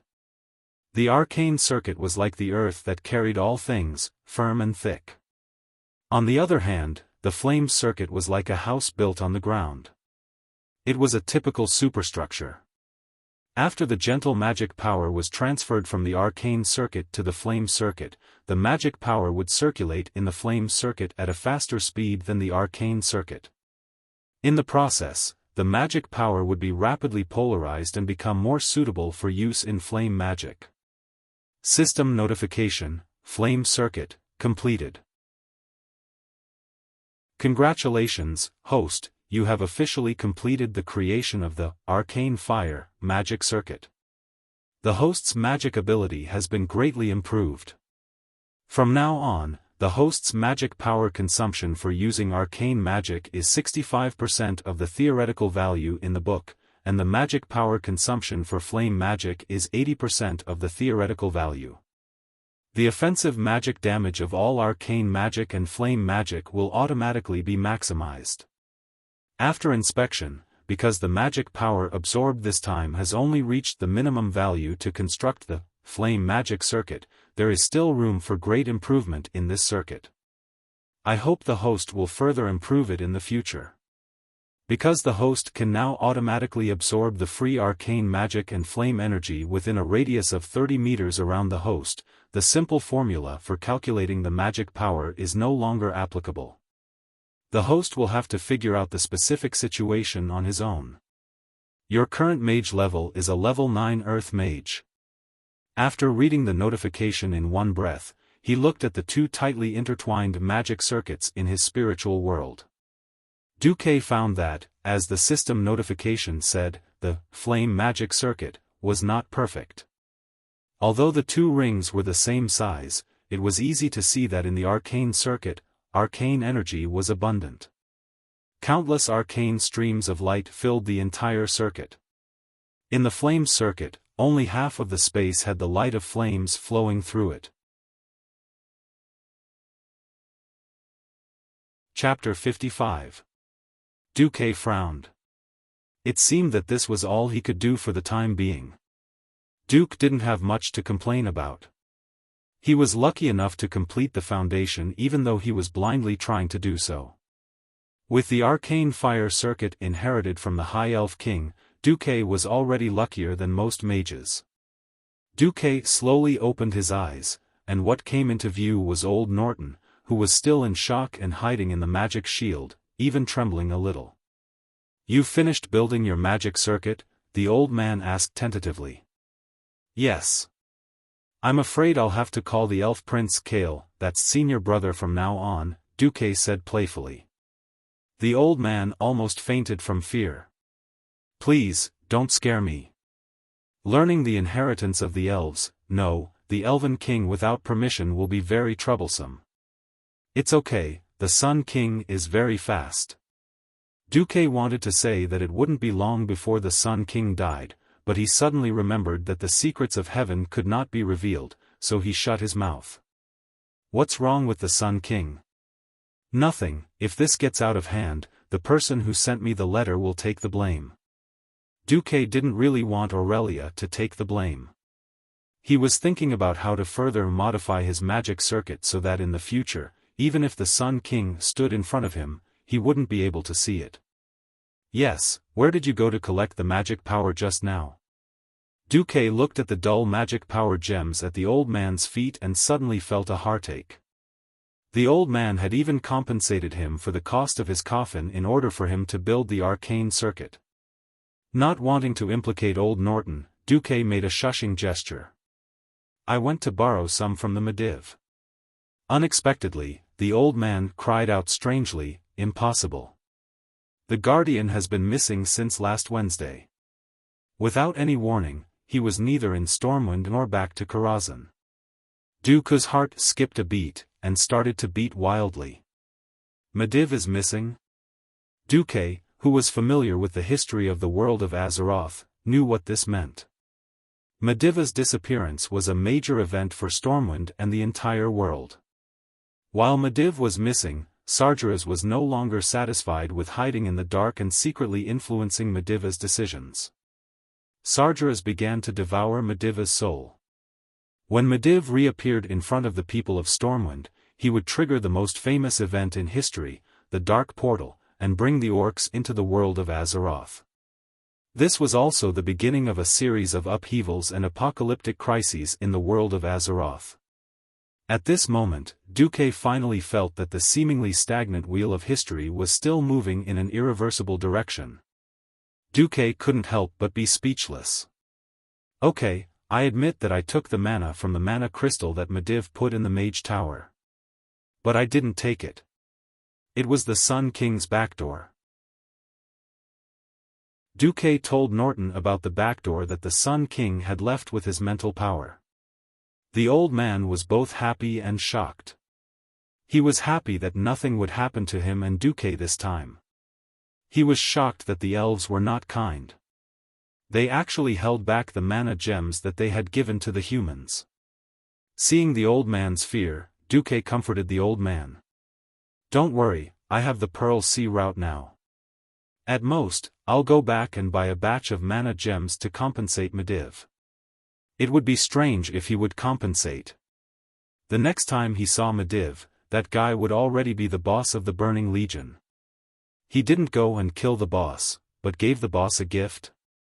I'd be crazy to do this. Of course, Duque's move still comforted the old man very well. When Duque proposed to compensate the old man for the mana crystals, the old man refused. There's no need. I don't have any children. I've been studying arcane spells for most of my life. It wasn't until recently that I suddenly realized that I was really old that I remembered that I should accept a disciple. Although you're not my disciple in the real sense, I treat you as my last disciple. Aitana might be better. She's expected to become a sky mage. But Darnielle will be lucky if he can become an earth mage in this lifetime. The old man put his hand on Duque's shoulder. I'll rely on you to help pass on my research. Duque's eyes couldn't help but turn red and moist. It was like a father giving birth to a son, and a son giving birth to a grandson. In the world of mages, inheritance was just like that. Many times, for the continuation of knowledge, many things were done without asking for anything in return. You don't have to be surprised. When you're old, you'll think the same. Alright, now that you have a very solid foundation, you can officially learn my arcane techniques from tomorrow onwards. Got it. At this moment, there was a commotion outside the room. It should be the guards and the mages on duty rushing over. Hey! Abela Norton, you old ghost, are you dead yet? If you're dead, just grunt. A rude shout came from outside the window. Flit, you're dead, but I'm not dead. Old Man Norton roared back in annoyance. Very good. Then what about that little guy Duke Marcus? After a while, you'll be able to sit on the Sky Mage seat with him. Oh, damn it. I've lived my life in vain. Right, where should I send the bill? Here or at Marcus's? We've lost a lot this time. It can't be settled without a few thousand gold coins. At the mention of a few thousand gold coins, Old Man Norton's head shrank. Of course it'll be handled by that kid Marcus himself. Duque was tongue-tied. The gratitude he felt from the old man not needing him to pay for the crystals was gone. Hey! What happened to the mentor taking care of everything? Give me back my gratitude. Facing Duque's aggrieved gaze, Old Man Norton decisively changed the subject. Right. Your foundation in arcane magic has been built very well. Now it's time to strengthen your understanding of arcane magic. Starting tomorrow, you'll come to me to learn arcane magic techniques. Alright, I'll just treat it as tuition. After this day, the entire academy knew that Duque had advanced to a 9th grade Earth Mage. All the official mages looked at Duque differently. At first, Duque didn't understand. Later, it was the old man who told him that in the world of mages, only those who could truly form a magic circuit and continuously absorb the magic power drifting in the atmosphere would be recognized as true mages. The standard of being able to cast 3 level 1 spells was purely for the convenience of determining the boundary between a mage and an apprentice. In the following days, Duque focused on learning arcane magic techniques from Old Man Norton, which was metamagic abilities. It was different from the kind of special effects that could be obtained by simply adding points in games. In a situation where even the system elf couldn't analyze it, Duque could only be like a real apprentice, constantly using his own senses to perceive. Again and again, he repeated this in constant failure and practice. The number of failures was so many that Duque couldn't remember how many times he had failed. Finally, Duque succeeded. Arcane subtlety reduces your target's resistance to all your spells. The specific effect depends on whether you can grasp the target's weakness in actual combat. Arcane focus gives you a 10% chance of entering the energy-saving spellcasting state after casting any kind of damaging spell. The energy-saving spellcasting state can reduce the mana consumed by your next damaging spell by 100%. Arcane meditation allows you to maintain 15% mana recovery speed when casting spells. Just when Duque thought that his days of research would continue indefinitely, a magic imprint on his hand heated up.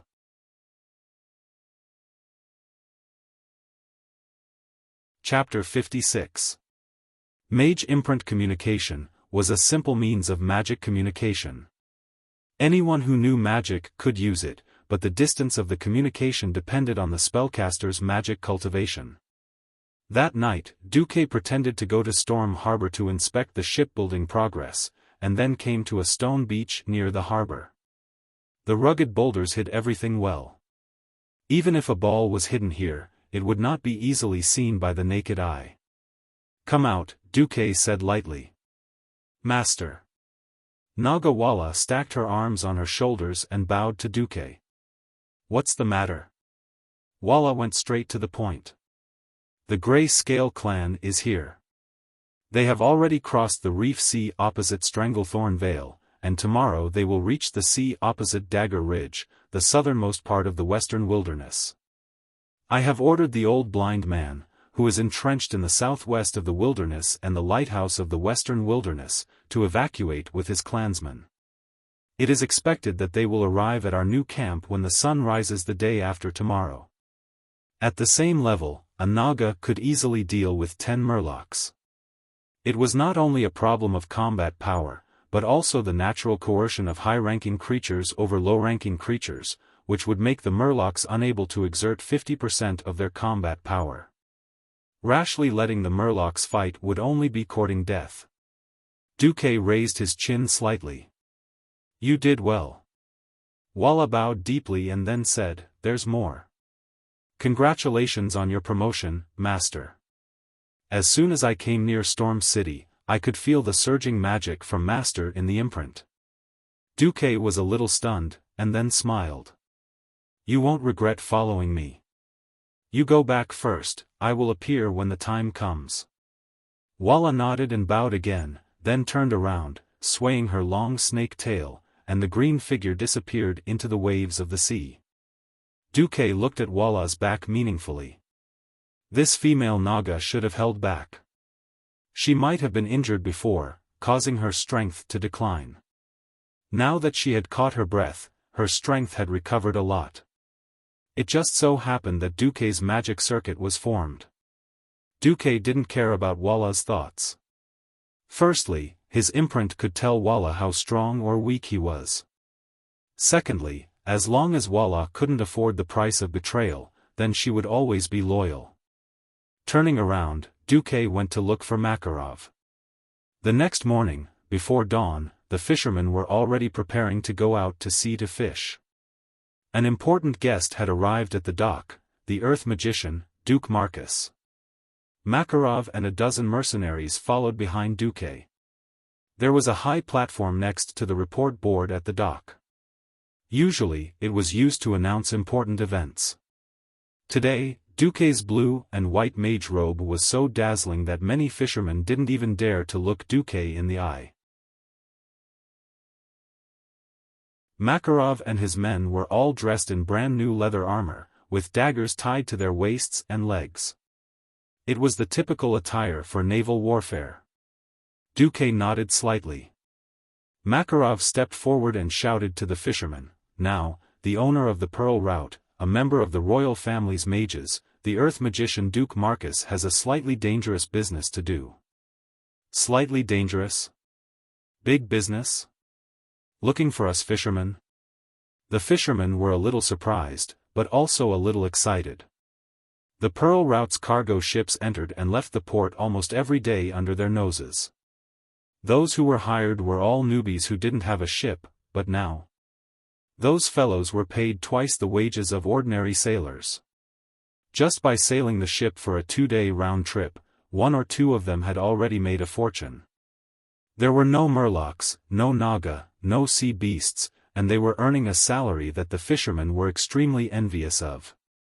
They were often reprimanded by their families for not catching up to the good times and making their first bucket of gold in the Pearl Route.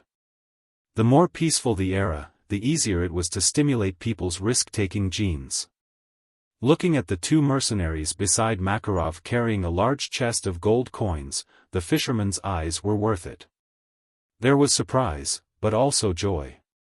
The surprise was that the fisherman's wages were definitely not worth the gold coins.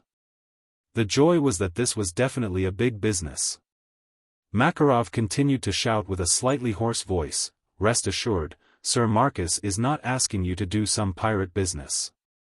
Now, a group of Naga is about to attack Sir Marcus's warehouse. Sir Marcus wants you to sink your old fishing boat to a designated place and catch those damned Naga in one fell swoop. In exchange, Sir Marcus will compensate you with a brand new fishing boat of the same size, or directly buy it for 500 gold coins. Every fisherman who takes the risk to sink their boat will be compensated with 2 gold coins. In the case of misfortune, it will be 10 gold coins. Everyone can get gold coins before setting sail. At this time, the bare-chested old man Jackson went on stage. Sir Marcus has ordered an additional 40 boats from me. The money for the shipbuilding will be paid in advance. You can get any kind of fishing boat you want from me. Old Jackson's words were more convincing than Makarov's. A fisherman was tempted. He asked in a trembling voice, We only need to sink the old fishing boat to a designated place, then swim away, and we can get a new boat and get the bounty? Yes. Sir Marcus will personally take care of those hateful Naga, while our mercenary group will take everyone back to Stormport on the boat in the back. Alright, now Sir Marcus needs 10 fishing boats, who will come? With a great reward, there were bound to be brave men. On average, a fisherman would get 2 or 3 silver coins for a trip to the sea. Besides, was there no risk in going to the sea? Nowadays, fishermen were accompanied by danger all day long. Even in the coastal waters, there were still huge sharks, fishmen, and a mess of sea monsters. Therefore, let alone 10 gold coins, even if it was 1 gold coin, many people would still be willing. Me. Mine, mine. I've wanted to replace that broken boat for a long time. Vara did not know what was going on in Storm City. The female Naga leader only knew that she was in big trouble. With Duke's support, she had gathered half of the fishmen clans in the western wilderness as her subordinates. Now, half of the shallow bay was filled with those noisy fishmen, no less than 2,000 of them. At a glance, such an astonishing number was enough to take down a human town. But Vara knew very well that unless Duke was here, these fishmen were a bunch of weaklings who could only fight with the wind. A male Naga with a long scar on the left side of his face, extending from his forehead to the corner of his mouth, and even blind in his left eye, came over with a huge trident with a blade wider than a human body. High Priest, the latest news has come. This time, Grayscale has nearly 400 Nagas, and has also commanded more than 3,000 fishmen. We say no more. Chapter 57. It was another dawn. The vast surface of the sea was suffused with a blue radiance. However, if one looked carefully, they would discover that there were many strange figures swimming at high speed in the clear shallow sea. Like a school of migrating fish attracted by the intersection of cold and warm ocean currents, countless murlocs the size of trolleys began to attack a bay in the northern part of the western wilderness. The bay was not big. The crescent-shaped entrance was about 60 meters wide. Once one entered, one would enter the shallow water area with a depth of less than 2 meters. If this place was not filled with murlocs that had no sense of beauty at all, it might be a perfect beach. The huge murlocs were like a black tide, surging at the entrance of the bay, dyeing the entire outside of the bay. At the entrance of the bay, a male Naga swam in. His huge snake tail swayed in the waves, supporting his majestic upper body above the water surface. Waving a trident, the strong male Naga with gray scales shouted arrogantly, "Seeing that we are also from Queen Azhara, hand over the baby and the human who killed our chief warrior. The Gray Scale clan will give you a chance to put down your weapons and surrender. This is the territory of the hundred-handed death god Hugard. If the Gray Scale clan does not want to be exterminated, get lost." Vara raised his scepter high and shouted at the other party. The male Naga showed a sarcastic expression. He shook his head as if he knew this would happen. His figure disappeared into the water. Is that human so reliable? The one-eyed male Naga beside Vara could not help but ask. No, I'm just tired of running, and I don't want to surrender. Vara turned his head and looked at his most loyal subordinate with his greenish-brown eyes. He then glanced at the newly built nest. Gennard, if the battle is not going well, take them and leave. They are our last hope. The male Naga called Gennard seemed to be reluctant, but he nodded heavily in the end. Understood. In the distance, there was a continuous sound of water splashing, like boiling water. The black color outside the bay dyed the mouth of the bay at a speed visible to the naked eye. Then, accompanied by a series of strange squeaks unique to murlocs, the army of murlocs charged to the edge of the beach in the blink of an eye. The surging momentum was like a huge wave hitting the shore. It was very frightening. Unfortunately, the raging waves beating the shore only had momentum. The merfolk's huge wave was shattered by a different kind of shore. Throw the axe. Over 1,000 simple short axes spun in a wondrous manner from high up on the shore. It was as if a sudden heavy rain had poured down, almost instantly extinguishing the morale of the attacking murlocs that had just been stirred up. Skinning axe. Duque had obtained the blueprint from Hogg. This was the simplest kind of axe. It was made by tying a sharp stone that could be seen everywhere on the beach to a wooden stick with a thick rope. For humans, unless they were primitive people, no one would use such a crude battle axe. But for the slightly retarded Murlocs, this was the best throwing weapon. The long-range attacks easily crushed the morale of the attacking fishmen. The group of fellows turned around and fled at a speed even faster than when they came. For a moment, the battle formation was in chaos. Taking advantage of this opportunity, Vara raised his scepter, and all the defending Murlocs jumped into the sea one after another, fighting with the Murlocs who were trying to escape.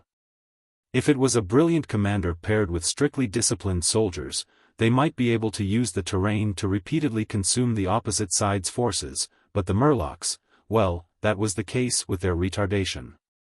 Anyway, one side had to escape, and the other side had to chase, so at least there would be some results. But as the Gray-Scale clan became ruthless and threw a large number of male Nagas into the battlefield, the situation developed in a direction that was not favorable to the Furious Scale clan. The male Nagas had burly bodies comparable to trolls. When they stood up, they were easily more than 2 meters tall. Even on land, without 3 or 5 Stormwind City soldiers, they would not be able to handle them. Where there was water, they were even better at hand-to-hand combat. They waved their huge tridents, as if they were chopping melons and vegetables, easily chopping the Murlocs who dared to come forward on the Furious Scale clan's side into minced meat. After a few tests, the Murlocs only dared to use the skinning axe and the Murloc Wise's frost arrows for long-range attacks. But the effect was not great. As an aquatic race, the male Naga had good ice magic resistance and extremely thick scales. Wrapped around the explosive muscles were fish scales that were comparable to armor. The Murloc's attacks could hardly hurt them at all. At this time, a female Naga with gray scales all over her body appeared in the bay. "Vara, I'll give you one last chance, kneel under my tail. The Naga Siren who has the ability to cast spells should not die so easily. I refuse, then you can die. I will find your young females and teach them well." Ha ha ha. The Naga clan was a matriarchal clan, and the females who had the ability to cast spells were the masters. The strength of a Naga clan was often not measured by the size of the population, nor by the number of slaves, but by the number of female Naga who had the ability to cast spells. If there were not enough females in their own clan, they would rob other families' female cubs, and then cultivate them into helpers of their own clan. This was the way the Naga clan survived and expanded. Come on. Vara was furious. One of her arms held the scepter, and the other 2 suddenly pulled out 4 sharp scimitars from the scabbards behind her waist. Those were exquisite weapons that should not have come from the Naga clan. The cold light of the scimitars was reflected in the sparkling light, and the warriors of the Gray-Scale clan could not help but be stunned. Those were expensive weapons from the Iron Stove Castle's dwarf craftsman. When Duque arrived, the battle had entered the most intense stage. More than half of the Gray-Scale clan had attacked the beach. On the beach, Vara was besieged by dozens of male Naga. Almost every moment, there were more than 10 tridents slashing at Vara, but Vara took advantage of the small gap between the different movements of the male Naga to fiercely counterattack. Every time when it was about to be hit, Vara's slightly slender upper body, with the support of the coiled snake-like lower body, swayed at high speed like a roly-poly doll, and dodged the fatal attacks in an instant. The scepter kept releasing chilling ice arrows, knocking down the male Naga one by one. The 4 ferocious scimitars released a continuous stream of blade light, chopping off one thick arm after another. Her movements were so fast that she even pulled out a faint afterimage. She was so fierce, but still could not stop the balance of victory from tipping in the Gray-Scale clan's favor. Because the opponent's priest had not yet made a move. At this time, a clear male voice suddenly came from the mouth of the bay. "I heard that you can farm monsters here."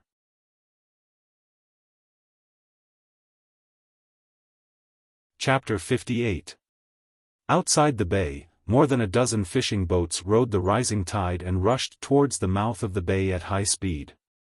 They were so fast that the few scouts that the gray-scaled Nagas had set up could not react in time.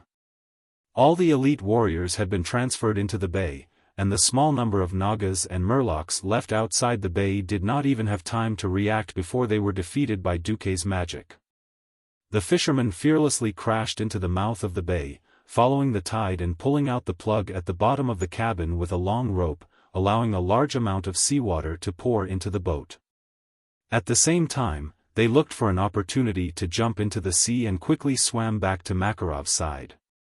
The entire process was done in one go, and it was almost completed before the Nagas realized what was going on. When more than a dozen boats completely blocked the mouth of the bay, Duque stood at the top of the largest boat and made that extremely pretentious declaration. "I heard that we can farm monsters here."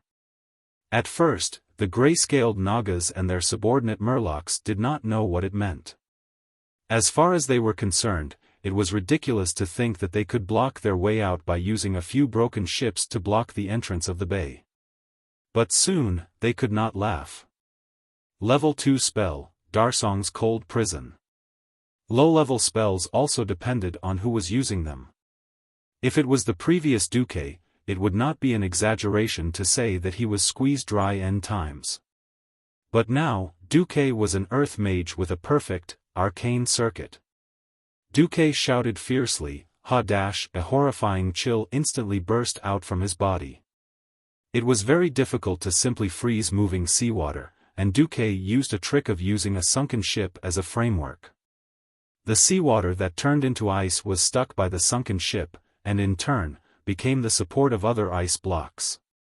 Layers of ice were stacked on top of each other, and the entire huge ice dam was almost completed in the blink of an eye. The Nagas and Murlocs blinked and saw that Duque was already standing on top of an ice throne that was more than 3 meters above the water, looking down at the gray-scaled Nagas and Murlocs who were tossing and turning in the bay with a calm gaze. In the next moment, the iconic 108 hands of magic appeared in the void. At this moment, Duque's aura was astonishing.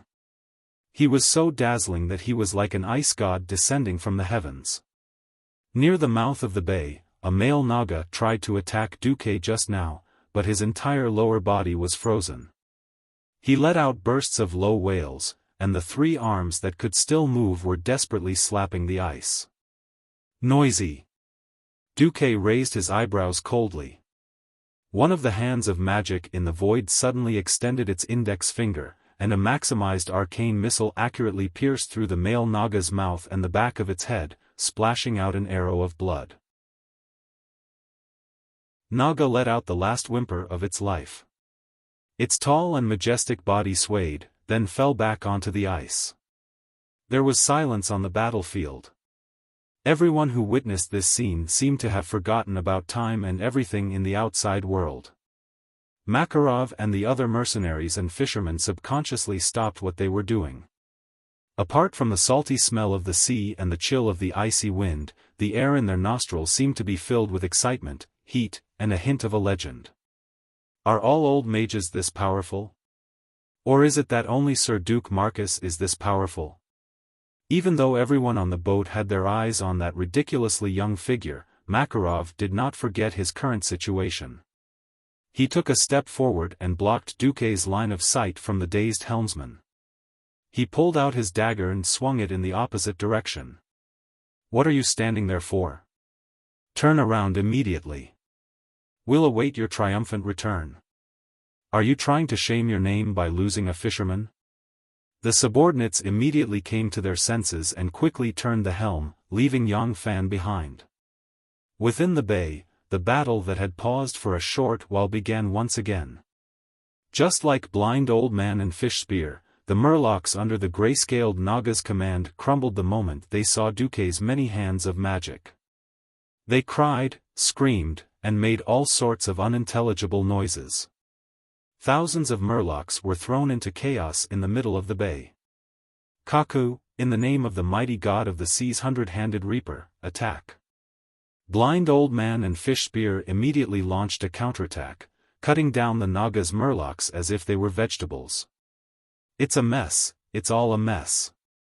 Even if the gray-scaled Naga Siren still had the upper hand in terms of high-end combat power, the female gray-scaled Naga Siren priest knew that if Duke subdued all of her murlocs, the hundreds of Naga Siren would be wiped out. She ordered the strongest male Naga Siren warriors to continue attacking Vara while she personally led her subordinates and charged towards the mouth of the bay. They had to kill Duke and open up a gap. As long as they could get rid of Duque, the Naga Siren's last hope, then everything would be back on track. Duque sneered as he watched the Naga charging towards him. "Hey, System Elf, what's the evaluation result of the plan I proposed to you last time to use Hand of Magic to shoot arcane missiles at the same time?" With the System Elf, it was equivalent to automatically having the metamagic specialty of multicasting. The only difference was in power. After examining the host's arcane circuit, it is recommended that the host fire no more than 80 arcane missiles at a time. The arcane missiles in the world of Azeroth were slightly different. Because a single arcane missile was less powerful, it was generally fired 3 at the same time in a triangle to ensure lethality. Therefore, one shot was 380 hits. Then I might as well reduce it to 36 hits. A large number of hands of magic unfolded into a pair of wings behind Duque. Duque raised his right hand and waved it down forcefully. As if hearing the command of their commander, the hands of magic in the void turned their wrists at the same time and fired 100 shots at the same time. The arcane energy that was the size of a fist was emitted, and the powerful and destructive energy expanded. The resulting bluish-purple light strongly stimulated the eyes of the Naga. Every 36 hands of magic formed a wave, and the 3 rounds of hands of magic seemed to be firing ceaselessly. Without deliberately aiming, Duque poured the barrage of arcane missiles on the place where the Nagas were most concentrated. The Naga's scales, which were like iron plates, were obviously effective in resisting physical attacks, but they obviously couldn't resist Duque's arcane missiles. The arcane missiles, after being polarized, visually looked like long magic spears, tearing the bodies of the Nagas into pieces. Dozens of heavy and sharp tridents were blasted into smithereens, and over 100 majestic bodies were pierced through. If the blood that was floating in the bay earlier was mostly the blood of the murlocs, then this huge pool of blood now had a new addition, the blood of the gray-scaled Nagas.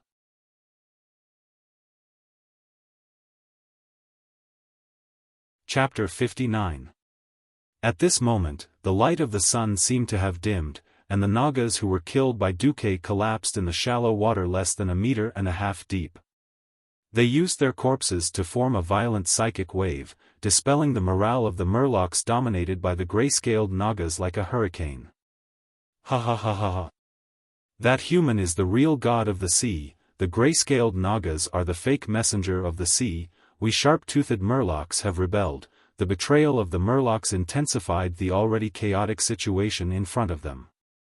When the gray-scaled Naga priest found that she could no longer command any murlocs, and thousands of murlocs attacked the gray-scaled Nagas at the same time with their clumsy weapons, even if she was stupid, she knew that the situation was hopeless. Retreat, she wanted to lead her people to escape and go straight back to Stranglethorn Vale. But would Duque let them go? Duque himself did not realize that his black pupils were rippling with cold mockery, and he muttered to himself, "Useless guy. Slow reaction. You don't even have the qualifications to be my subordinate."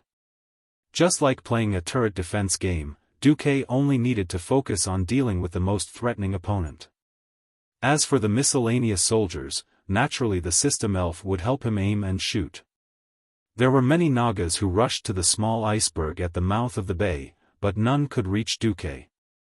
Suddenly, Duque was shot by frost arrows, which came from the attack of 3 gray-scaled Naga females. A faint smile appeared on Duque's face.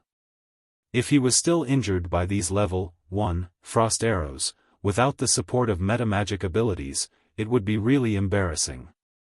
He gathered some of his magic, raised his left hand, and an ice wall appeared in the path of the 3 frost arrows that the system calculated would have to pass.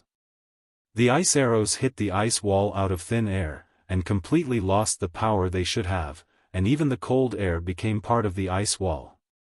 It's my turn. Duque suddenly gathered most of his magic. The magic consumption of each arcane missile was not high, but it was different for fire spells. Fire spells had always been a big consumption of magic. Duque could take 80 arcane missiles at the same time, but he could only take 5 flame bursts.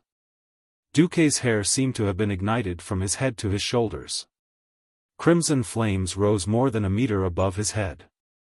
The fire magic power from the fire elemental realm gathered in front of the hand of magic in the void. Seeing the 5 huge fireballs suspended in the air, the faces of the gray-scaled Naga siren priests turned pale. They screamed and raised their magic shields. Even the most loyal male Naga siren used his huge body to block between Duque and the Naga siren priests, trying to defend their leader with their lives. So what? Under the command of the system elf, purplish-blue arcane missiles descended from the sky, all of them concentrated in one area. In the blink of an eye, the shooting line between Duque and the gray-scaled Naga siren priest was cleared. No!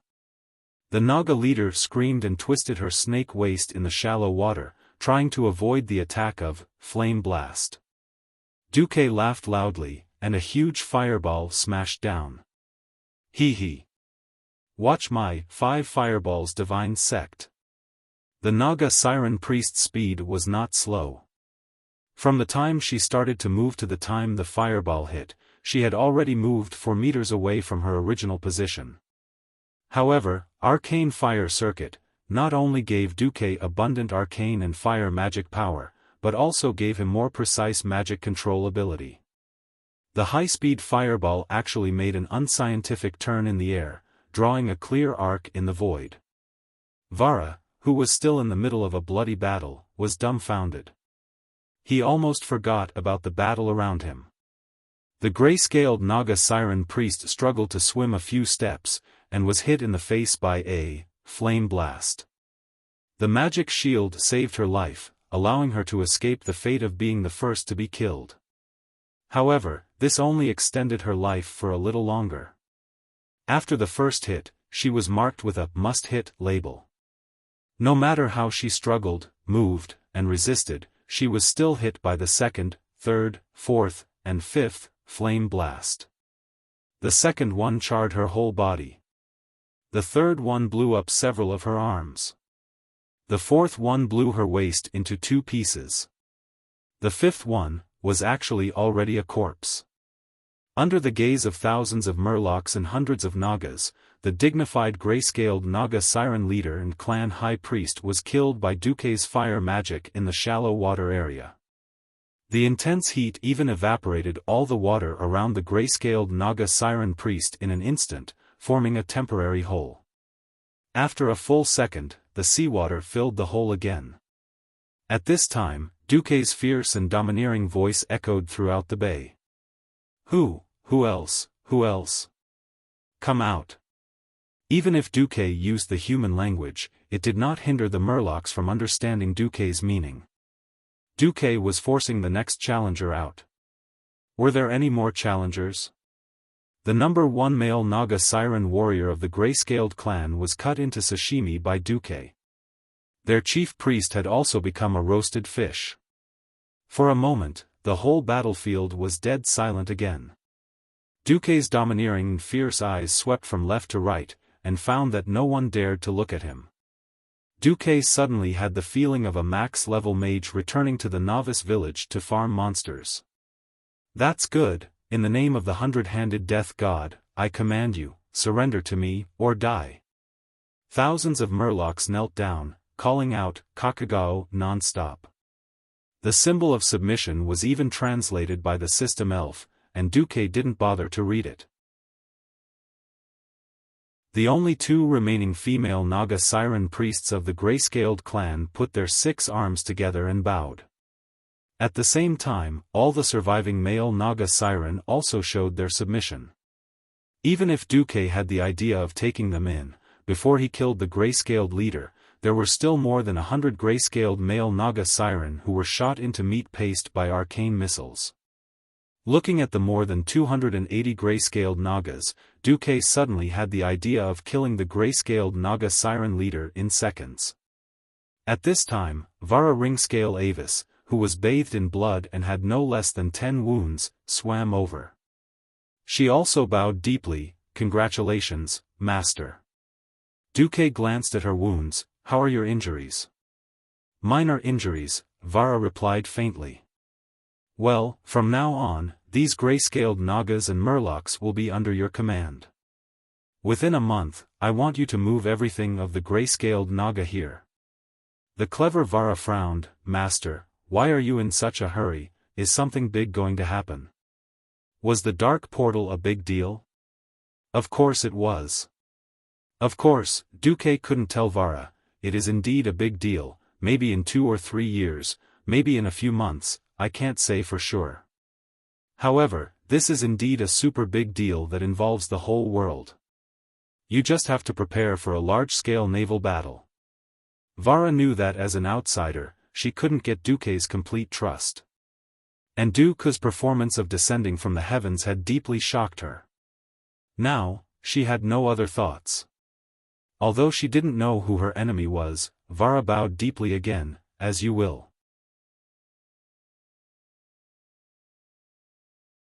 Chapter 60. It was another glorious victory. More witnesses, more spoils of war.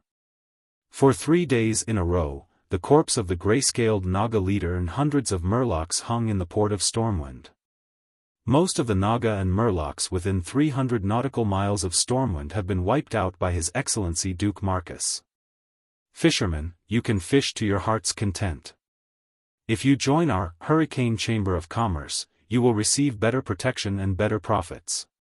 If you don't have a boat, we can lend it to you first. You only need to sign a 5-year labor contract with our Chamber of Commerce, spend no less than 25 weeks at sea every year, and promise to hand over 30% of the catch to the Chamber of Commerce.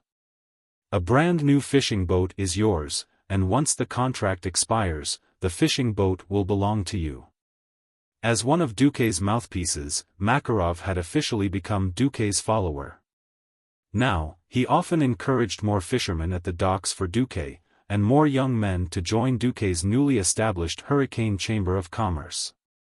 In fact, Duque used the common method of taxi companies before his transmigration to seduce fishermen or fishermen's descendants who could not find work, and it was really successful.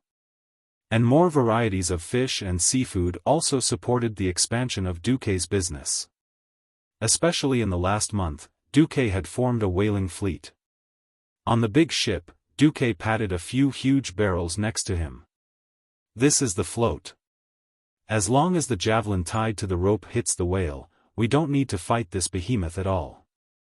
We just need to stop it from diving, and when it runs out of strength, victory will be ours." Duque's explanation made Windsor, who was standing beside Duque, speechless. Yes, Windsor had returned with the craftsman that Duque needed. Before he even arrived at Stormwind, he had already heard of Duque's reputation in Kul Tiras. A pearl line. In this era where diving was risking your life against Murlocs, Naga, and sharks, most people could only try their luck picking up pearls from the shells that washed up on the beach.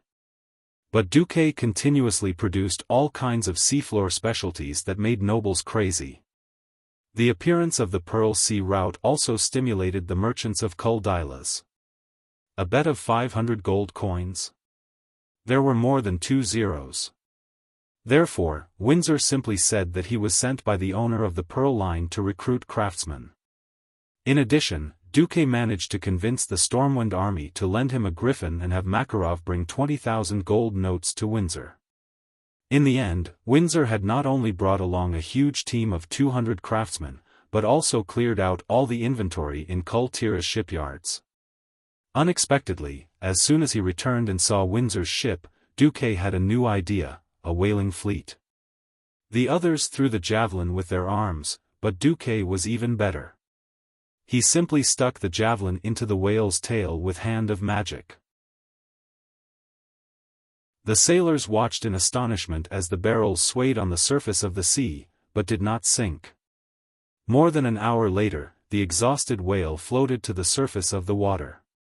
Seeing this scene, the hundreds of sailors on the 3 whaling ships burst into enthusiastic cheers. Windsor and Makarov were dumbfounded. "Reggie, do you know what this big guy is for?" Reginald Windsor, who was nicknamed Reggie, was still not used to Duque's almost blind trust in him and the way he treated him like an old friend. He wanted to do business, but remembered that he had lost the bet, and he was already Duque's follower. Sighing in his heart, Windsor asked tentatively, "Can it be eaten?" Duque smiled and shook his head. "Most whale meat is not delicious. What I want is inside the whale." Duque would not say it out loud. His goal was the ambergris of the sperm whale.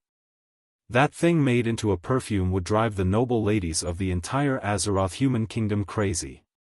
He knew what to do in general, and this would be the key stepping stone for Duque to open the door to wealth and convenience. Duque continued, "Of course, I won't waste such a big piece of meat. Drag it back, and I'll tell you how to make it taste good. By the way, whale fat is also good stuff." Duke already had a complete set of soy sauce brewing methods.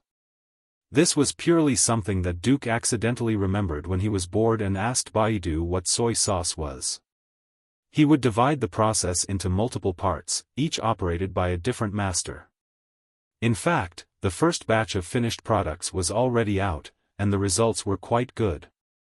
A few days later, in the Stormwind Palace, King Lang Rin and the Queen, the young prince and princess, and Anduin Lothar saw the royal chef serving him a dish he had never seen before. "This is..." The king looked up and looked strangely at his royal chef. "This is a new dish that has recently appeared in Stormwind, raw salmon." "Fish? That stinky thing?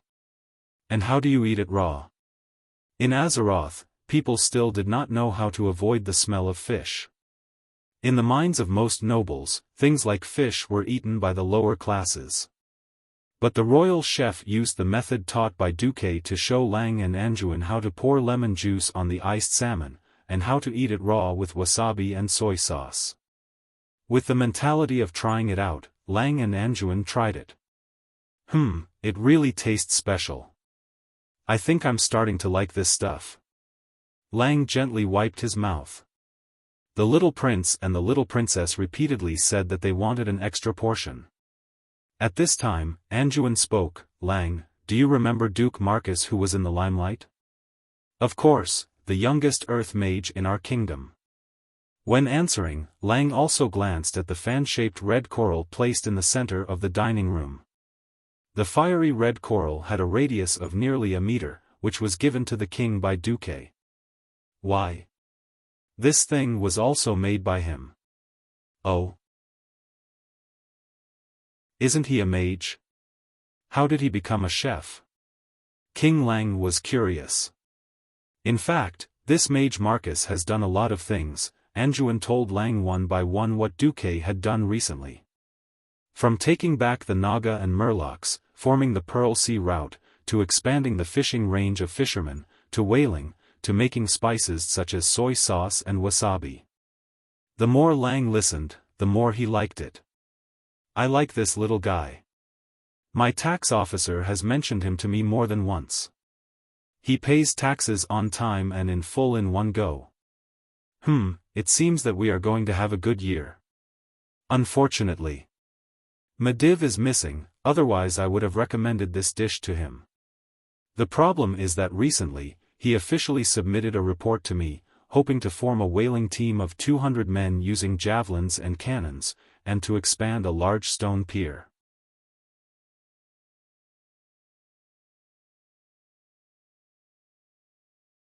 Chapter 61. What does he want to do? Lang frowned. Lang did not know much about maritime affairs. But Lang knew that even the famous Menethil port only used wooden piers. Only the kingdom of Kurtiras, which had the largest navy, had a large number of ships entering and exiting the port every day, abandoned the wooden piers for the sturdier stone piers. Your Majesty, I had the same concerns as you at first. But he proved his loyalty in another way.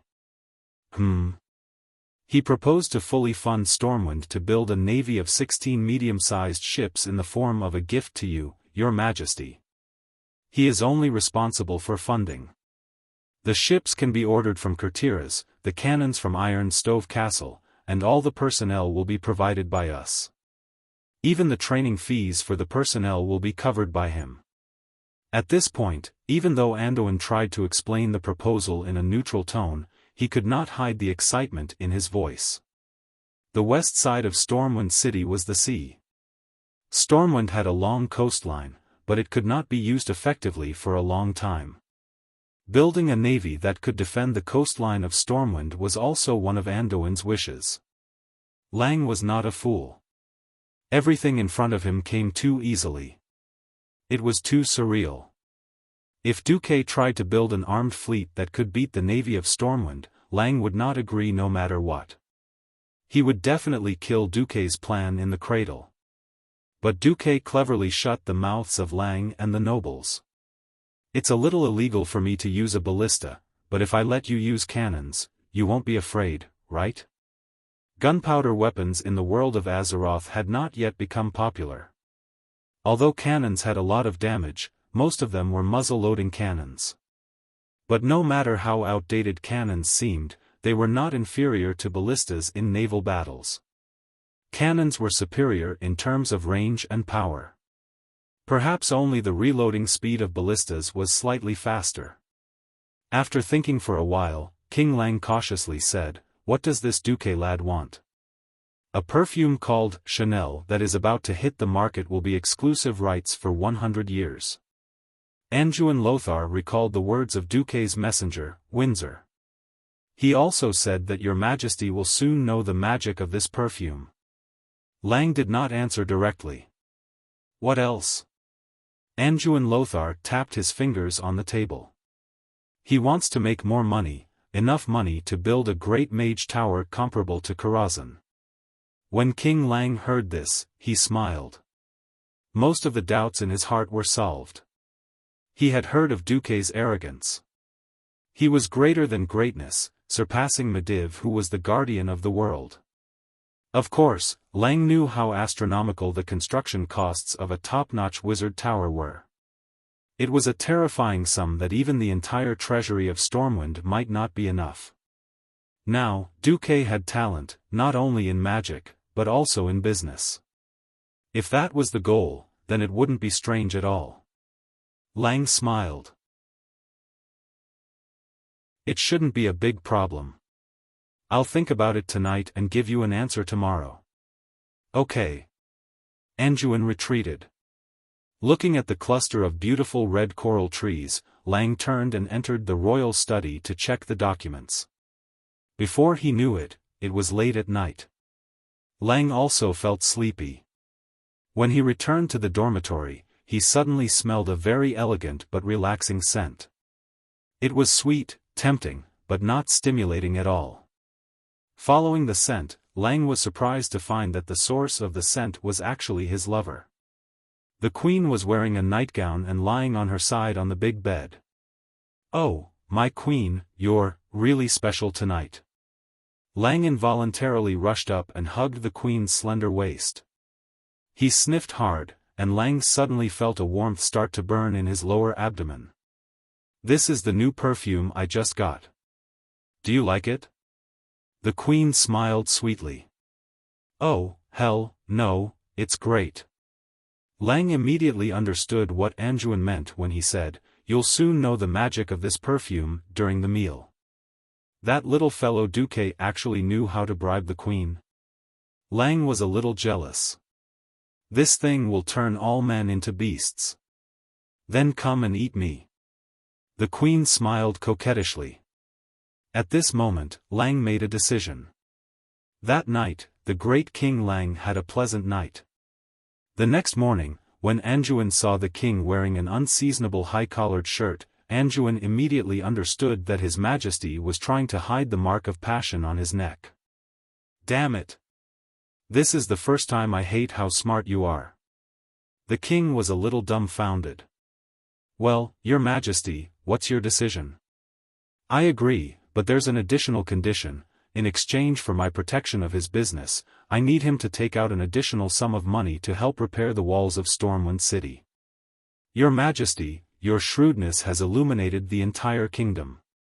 Anjuan did not forget to show off his cleverness. Pfft, I wonder who it is that asks me for money every few days to repair the walls. Lang pretended to be angry. Ha ha ha. The king and his minister laughed heartily in the palace. When the king's counter-proposal reached Duque, not only Makarov, but even Windsor showed an indignant expression. Your Majesty, you've really opened your lion's mouth this time. Your Majesty, you're just a little rich, and yet you want Your Majesty to bear the burden of so many things.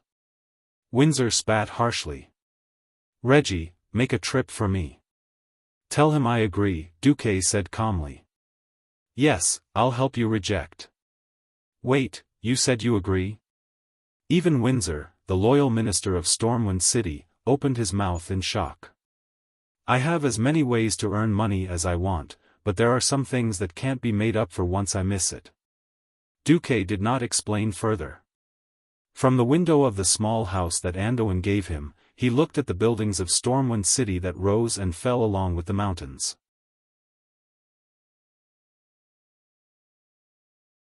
This was not the first time Duque had been acting mysteriously. Makarov and Windsor, who rarely interacted with mages, thought that all mages were like this. Duque did not want to explain, because no one would believe him even if he did. Stormwind City was destroyed during the first orc invasion, and Duque had always felt that it was a pity. Because of this, there were many tragedies. It was not just this massacre, but also the tragedy of the nobles not paying for the reconstruction when Stormwind City was rebuilt. He did not know if what he was doing could change the fate of Stormwind City.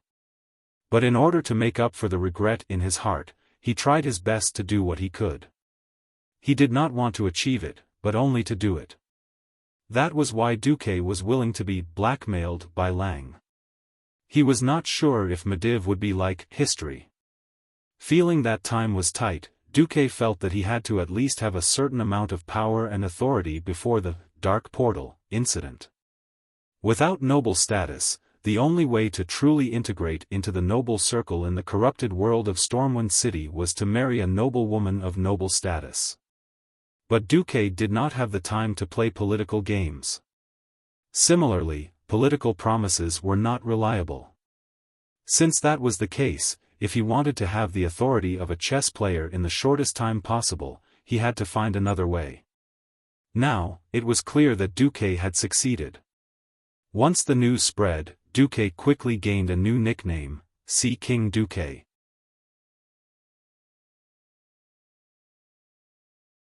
Chapter 62. The sense of crisis in Duque's heart never disappeared. It was hard to describe what kind of situation Medivh was in. When Medivh's mind was in control, he was a kind and wise person. He did his best to protect the few highest human leaders, and he believed that the interests of the kingdom would always be above everything else. For so many years, he guarded the world of Azeroth, and defeated the fierce attacks of invaders time and again. The people saw him as the indestructible guardian of Azeroth. He treated all races equally, without the slightest bit of prejudice. When he heard the legends and customs of a certain race, no matter which race the speaker was from, he would sincerely respect them and show the same strong interest in these legends and cultures from different regions.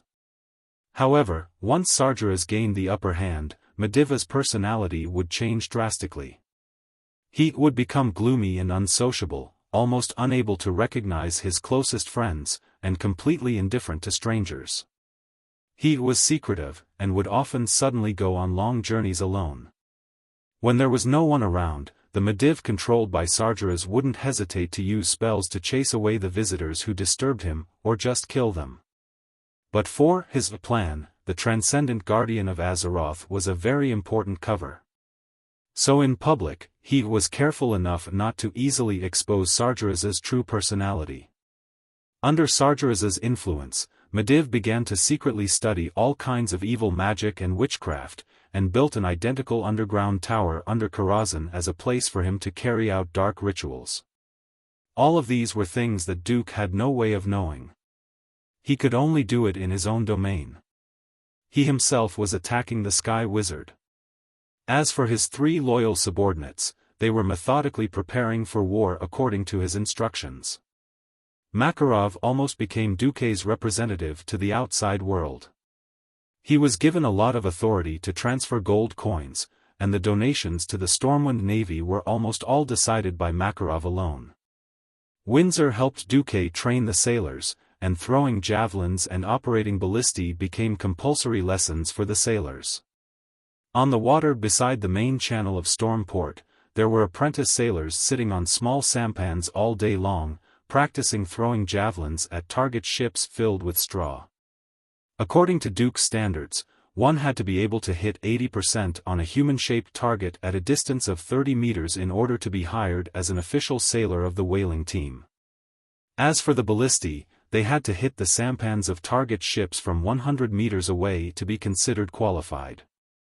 This was undoubtedly a demanding requirement for the fishermen's children who had never come into contact with this field. But the high salary attracted them to join Duke's whaling fleet, no matter how hard they tried.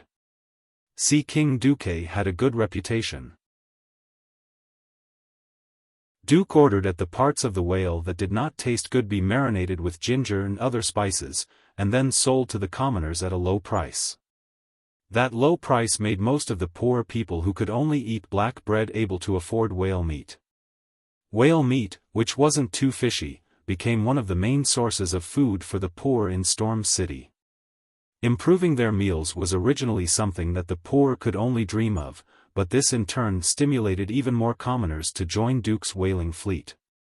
With the support of sufficient funds, Storm City, which never lacked labor, launched 3 major projects at the same time. The first was to build a huge stone dock. The dock was 30 meters wide, and the farthest end was 100 meters long. The overall shape was similar to a huge king character. There were 5 such docks, which could accommodate more than 60 medium-sized ships at the same time. The second was the expansion of Storm City's military port. In consideration of the invasion of foreign enemies, the military port was built as a safe haven, with 2 huge sluices at the outermost ring. The third was the shipyard. The huge shipyard could build 3 large ships of nearly 50 meters at the same time. Of the 3 projects, the dock was the fastest to be completed. Originally, dumping stones into the sea, driving piles, and fixing the foundation of the dock were extremely time-consuming and laborious. However, a miracle happened.